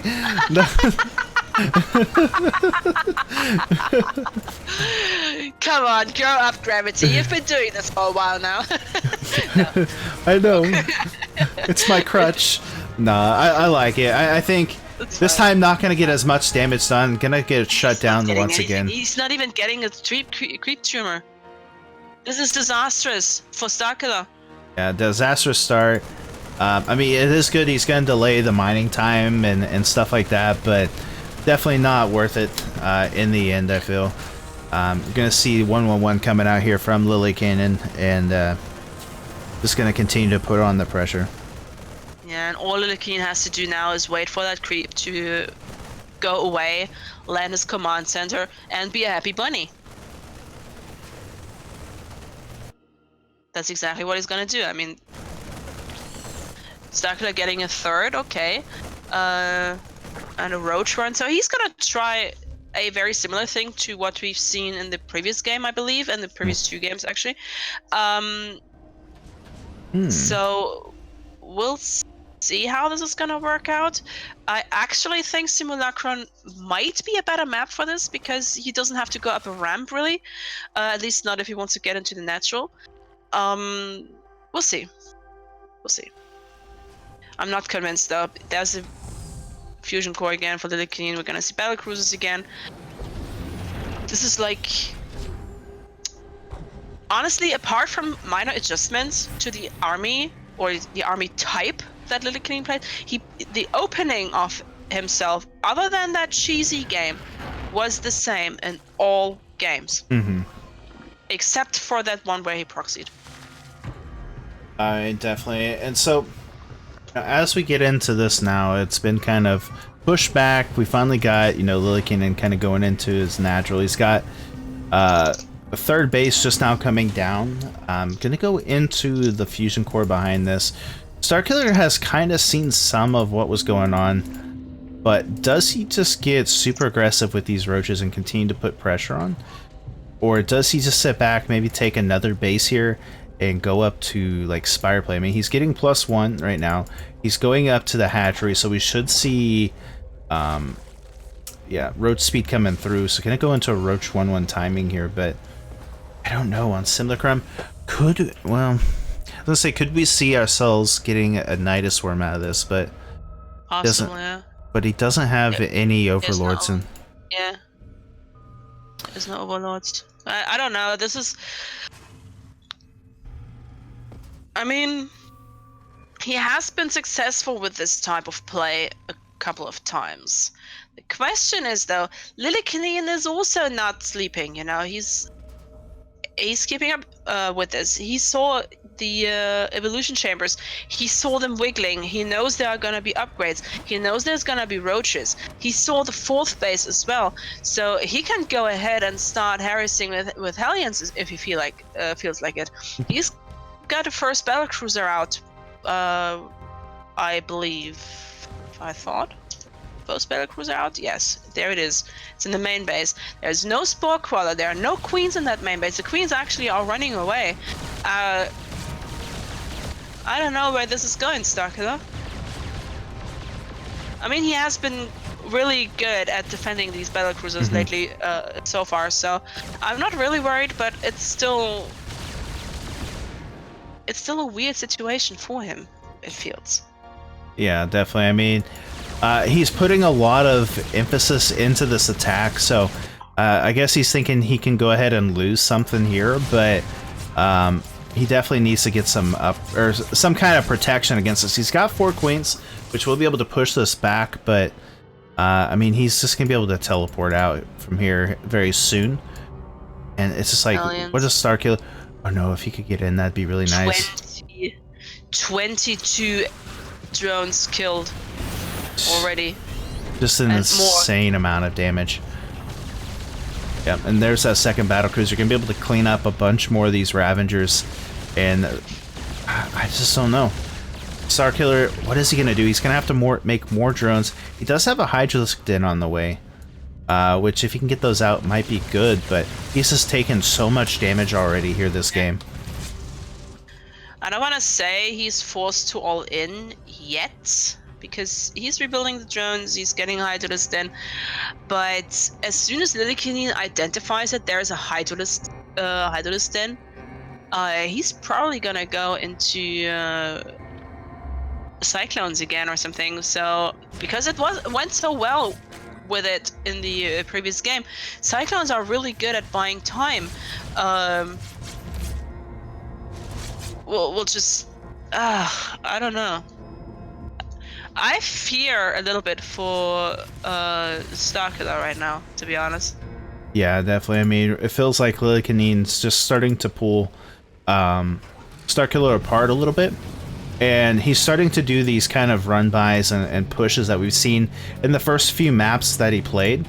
And we actually see the Hive coming out here from Starkiller now, so he's trying to get... Vipers really fast, probably. Trying to get up to the Hive, but yeah, trying to get Vipers, maybe try to get some Broodlords, if anything, but he's trying to find some kind of answer to recoup his losses here. But I don't know if going straight up to Hive is going to be the answer at this point. Yeah, well, right now, Lillekanin isn't at least going for the Cyclones, so it's gonna be safer for Starkiller to get the Hydralisks. He's not gonna play cat and mouse in this game, at least not for a while. So, and Vipers, as we all know, Blinding Clouds and stuff, is a really good tool to deal with tanks and battle cruisers and all the shenanigans that Lillekanin is building up to. So I actually think this is a good route there for Starkiller. The question is, will he have enough time? He does have the bigger army supply, but Zerg units aren't necessarily great at taking damage. They dish out a lot of damage, but they're not great at taking it, other than Ultralisks. Yeah. So, I mean, especially if you're playing against like a mech player, they just don't... or they aren't able to take as much damage from like the mech units themselves. He does have a good number of Hydras, might be able to push us back for the time being, but has to be careful as a lot of those Hydras are starting to kind of crumble here. Again, a Hellion run by. Lillekanin scouts out that 5th base. He knows it's there now, which is important. Starkiller finally getting a little bit of creep going, which is getting shut down by Lillekanin rather convincingly as well. Lillekanin doesn't want him, doesn't want Starkiller to see where the Hellions come from. Yeah, obviously. So they're like little ninja race cars that just want to get in, get the damage done, and get out. And it's really forcing Starkiller to stay on his own side. I mean, he wants to get across, maybe do some damage, but on a map like this, if you're Lillekanin and you're getting those tanks out, you're getting sieged up, it's going to be very hard for the Zerg to break into your army. It's going to take a lot of work and a lot of damage. And we see Lillekanin sitting across more of the battlecruisers to deal that run-by damage. And as soon as he sees this, he's going to have to turn back and deal with it. But Starkiller is maxed out at this point. He's got +2, and he's going where basically the army isn't. There's a couple of tanks, sure, but, oh, catching the Hellions off guard as well. Yep. Your baby, by the way, is adorable. It feels like having a crowd cheering and yelling. Oh, can you hear her? Yeah, it's absolutely fine. I'm not complaining. It's absolutely adorable, really. Oh, yeah, he's in the other room, and he's it's fine. doing all it's kinds really of good. So, it's very, very cute. Yeah, he loves StarCraft too. I bet he does. He loves... Everybody loves StarCraft. Come on. Oh yeah, he keeps trying to come in here to watch. This is a great fight here for. I don't know for who actually. I think it's gonna end up good for Lillekanin actually. Yeah. Yeah, a little bit of an overextension from Starkiller. He's trying to get as much damage done, but end up losing most of his army there. Yeah, he also lost all his Vipers. It's so expensive to replace them. And first it looked good for Starkiller. Yes, Lillekanin had to evacuate the space, but in the end of the day, if he doesn't lose his entire army, or at least keeps as much units back, or as many units back as a Zerg has left, Lillekanin is in a good spot, I feel. So, he's fine. Yeah, definitely. We do see finally another base being taken here for Starkiller, as he just continues to try to... I mean, both players are just trying to continue to put each other back and forth at this point. It does reset. If we look at the units tab, it reset the battlecruiser count, so there's only a couple of one battlecruiser out. He is going to go more into the Thors, and he's got 12 tanks that are just lining out his base. Just insane.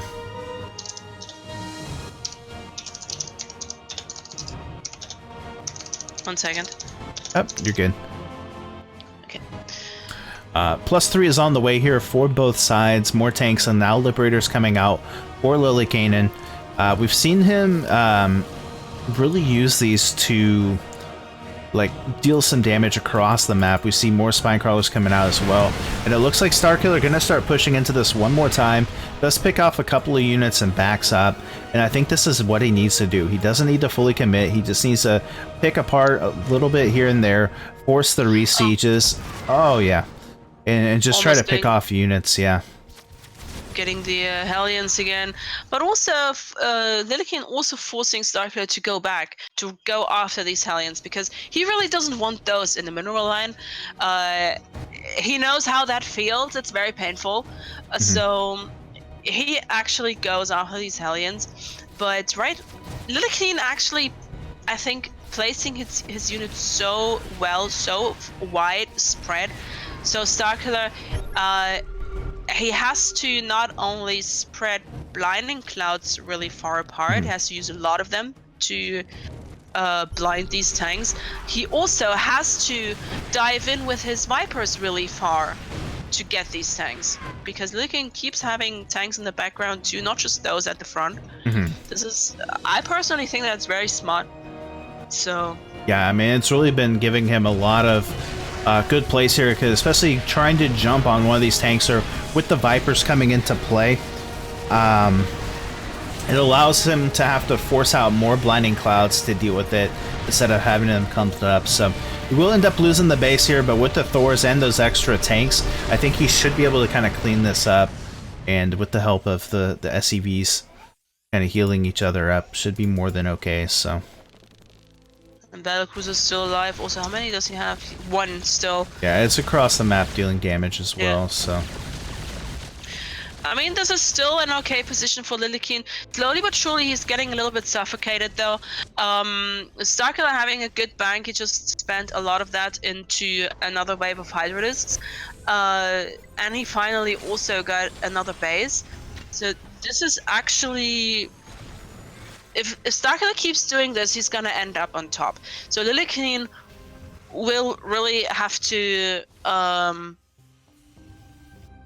he will have to do some sort of counter damage, I think.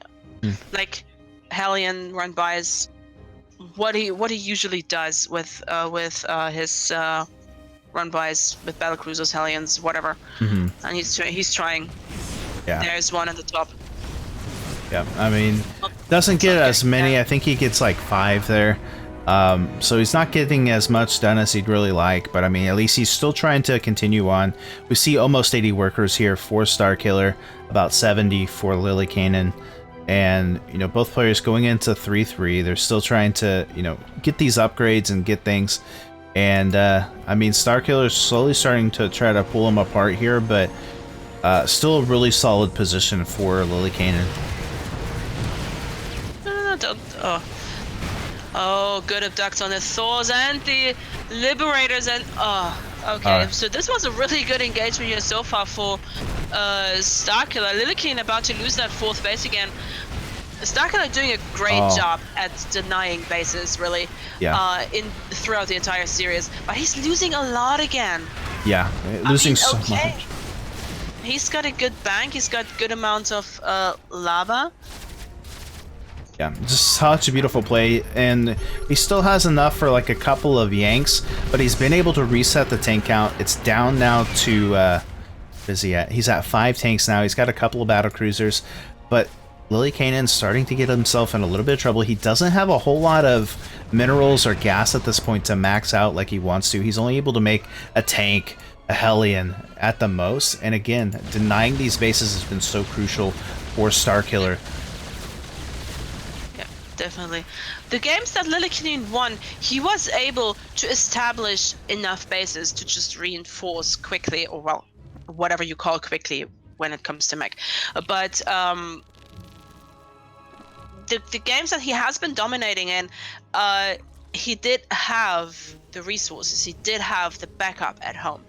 He doesn't have that really, because starkiller in the other games, like this one and 2 or 3 of the other games, he has been so good at denying him these resources, at denying him these bases.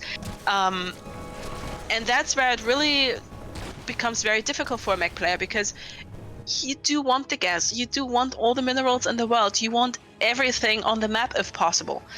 And Lillekanin just doesn't get it right now. No, and we've seen this time and time again that if Starkiller can do that, if he can deny you expanding, he puts himself in a really good position. He can play it smartly, and once he comes in, he's able to eliminate a lot of your army, and you're not able to remax like he is. Then you find yourself in trouble. We see Starkiller with 9 bases essentially, 3, 4, 5, 6, 7 bases. A lot too. Yeah. One too many. Yeah. To Lily's, basically just barely 4 bases, maybe 3 bases at the most. And, good scans, going to be able to see, exactly what he needs to, but it gets very scary. Yeah. Yeah, there's so many Vipers. I mean, Starkiller is so rich, he can build all the Vipers in the world. He shouldn't be losing them though, because they're expensive. Yeah. Even with that kind of bank that he's got here. But still, Lillekanin is forced to pick up the command center again. He's forced to evacuate the SCVs again. He's losing a lot of army. Those two. The Sankey on the high ground being a little bit of an MVP. Lillekanin again losing a command center. Yeah, I mean, we see him trying to go across with the...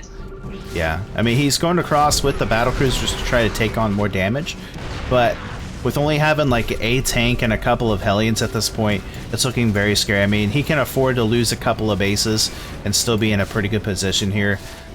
Good healing though on the planetary. Gonna go ahead and throw down the blinding cloud on it, so we'll give a little bit more help with it, but I'm gonna have to back off. And I mean, Starkiller just slowly starting to pull apart Lillekanin here.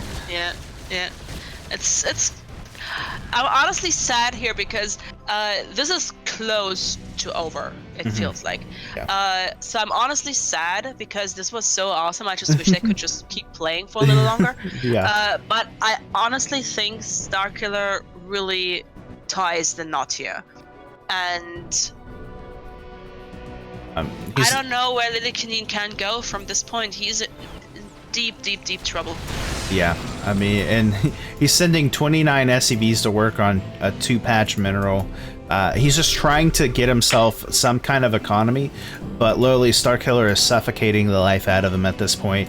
And even though he is sitting, he's, building up his forces and doing what he needs to, I just don't know if it's going to be enough. It's going to take him some really good shots and some messing up here from Starkiller to be able to do it. And I don't know if he's going to be able to. I mean, he's a really good player and he's going to be able to make himself back. This is a good start. He's going to be able to get a few actually going to clear off a whole mineral line here and get out with these Hellions. I mean, what Lillekanin needs here is time. The thing is, Starkiller doesn't have to give him the time. He's just... Look at the armor supply difference. Of course, he still has to kind of engage in a way that he doesn't lose his entire army here. Especially not the Vipers. But it's... I'm so sad! This is so... I mean, I'm happy for Starkiller, obviously. But sad at the same time for Lillekanin. He's trying to make this work. He's trying to repair whatever he has here. But so good abducts on the rest of the units. The battle cruisers are falling. There's a GG. Yep. Starkiller. Honestly, who needs Cyril if you can have Starkiller? Yeah, definitely. I mean, definitely. Almost call him Starkiller playing on top of his game this time. It's just been really awesome to see it from both players, just playing so well. Such a beautiful series, and I love it, man. I love when series are like this. I love when they go back and forth. Really put on a good show, so I am excited for that. I am happy. I didn't care who won either way, but I'm happy that we had those. So, such a good series, such a good. Definitely gonna. You have to rewatch if you. It's some good ones. Honestly, and I'm not kidding, this was one of the best Terran versus Zerg I've ever seen from these two guys. Yeah. So this was, and I've been watching these two guys for quite some time, so this was so freaking good. And if you were tuning in late, I really recommend go watch it again. It's probably gonna be up on YouTube, I suppose. Yeah, they'll update it on YouTube soon. Cool. So do yourself a favor, treat yourself to this series because it's absolutely great. Well, guys, thank you so much for out. Guys, make sure you also, before we go, make sure you guys use the Matcherino codes. There's still tons and tons left.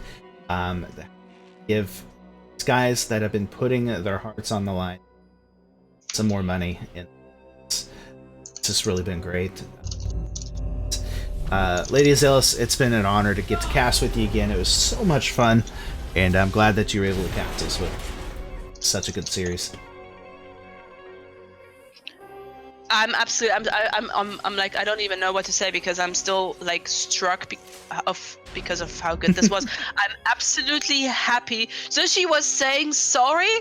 He was like, yeah, usually this takes 2 hours and it's now taking more than 3 hours. I was like, don't you dare saying sorry for such an awesome series. Really, this was amazing. Thank you for having me. I mean, you can hear it. I'm really hyped. I'm like absolutely hyped. I'm so happy that you kind of made me do this, and I would have regretted it if I didn't say yes. So this was great. Starkiller, Lillekanin, well played, hands down. Great series. Lady Azalea, where can they find you if they want to see more from you? Oh, at the moment I'm taking a little bit of a break, but you can still find me on Twitter at AzaleaSE2. It's, I believe, somewhere around my portrait. ZvT did a great job at setting this up. I'm pointing my fingers but you cannot even see me. Whatever. My personal stream is on Twitch, twitch.tv/LadyAzalea. I'm not streaming an awful lot lately. I do sometimes play some Twitch things, because I'm taking a little bit of a break from everything. But you can see me sometimes on some other streams. I'm on a lot of Minion Master streams at the moment, sometimes StarCraft streams too.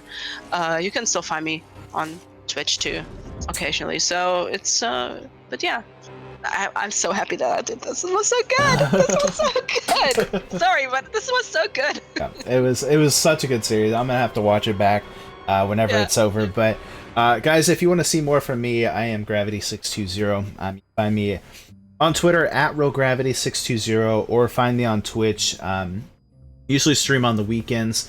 Sometimes during the week, do different events, IALPHA Pro Series, ATL, a bunch of different leagues and stuff like that. So make sure you guys follow. I love hearing from you. I love getting to talk with you.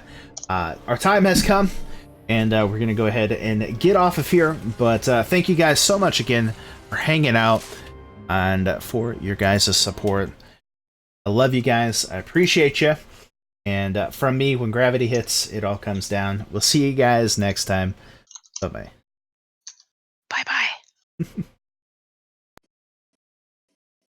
Nuclear missile ready.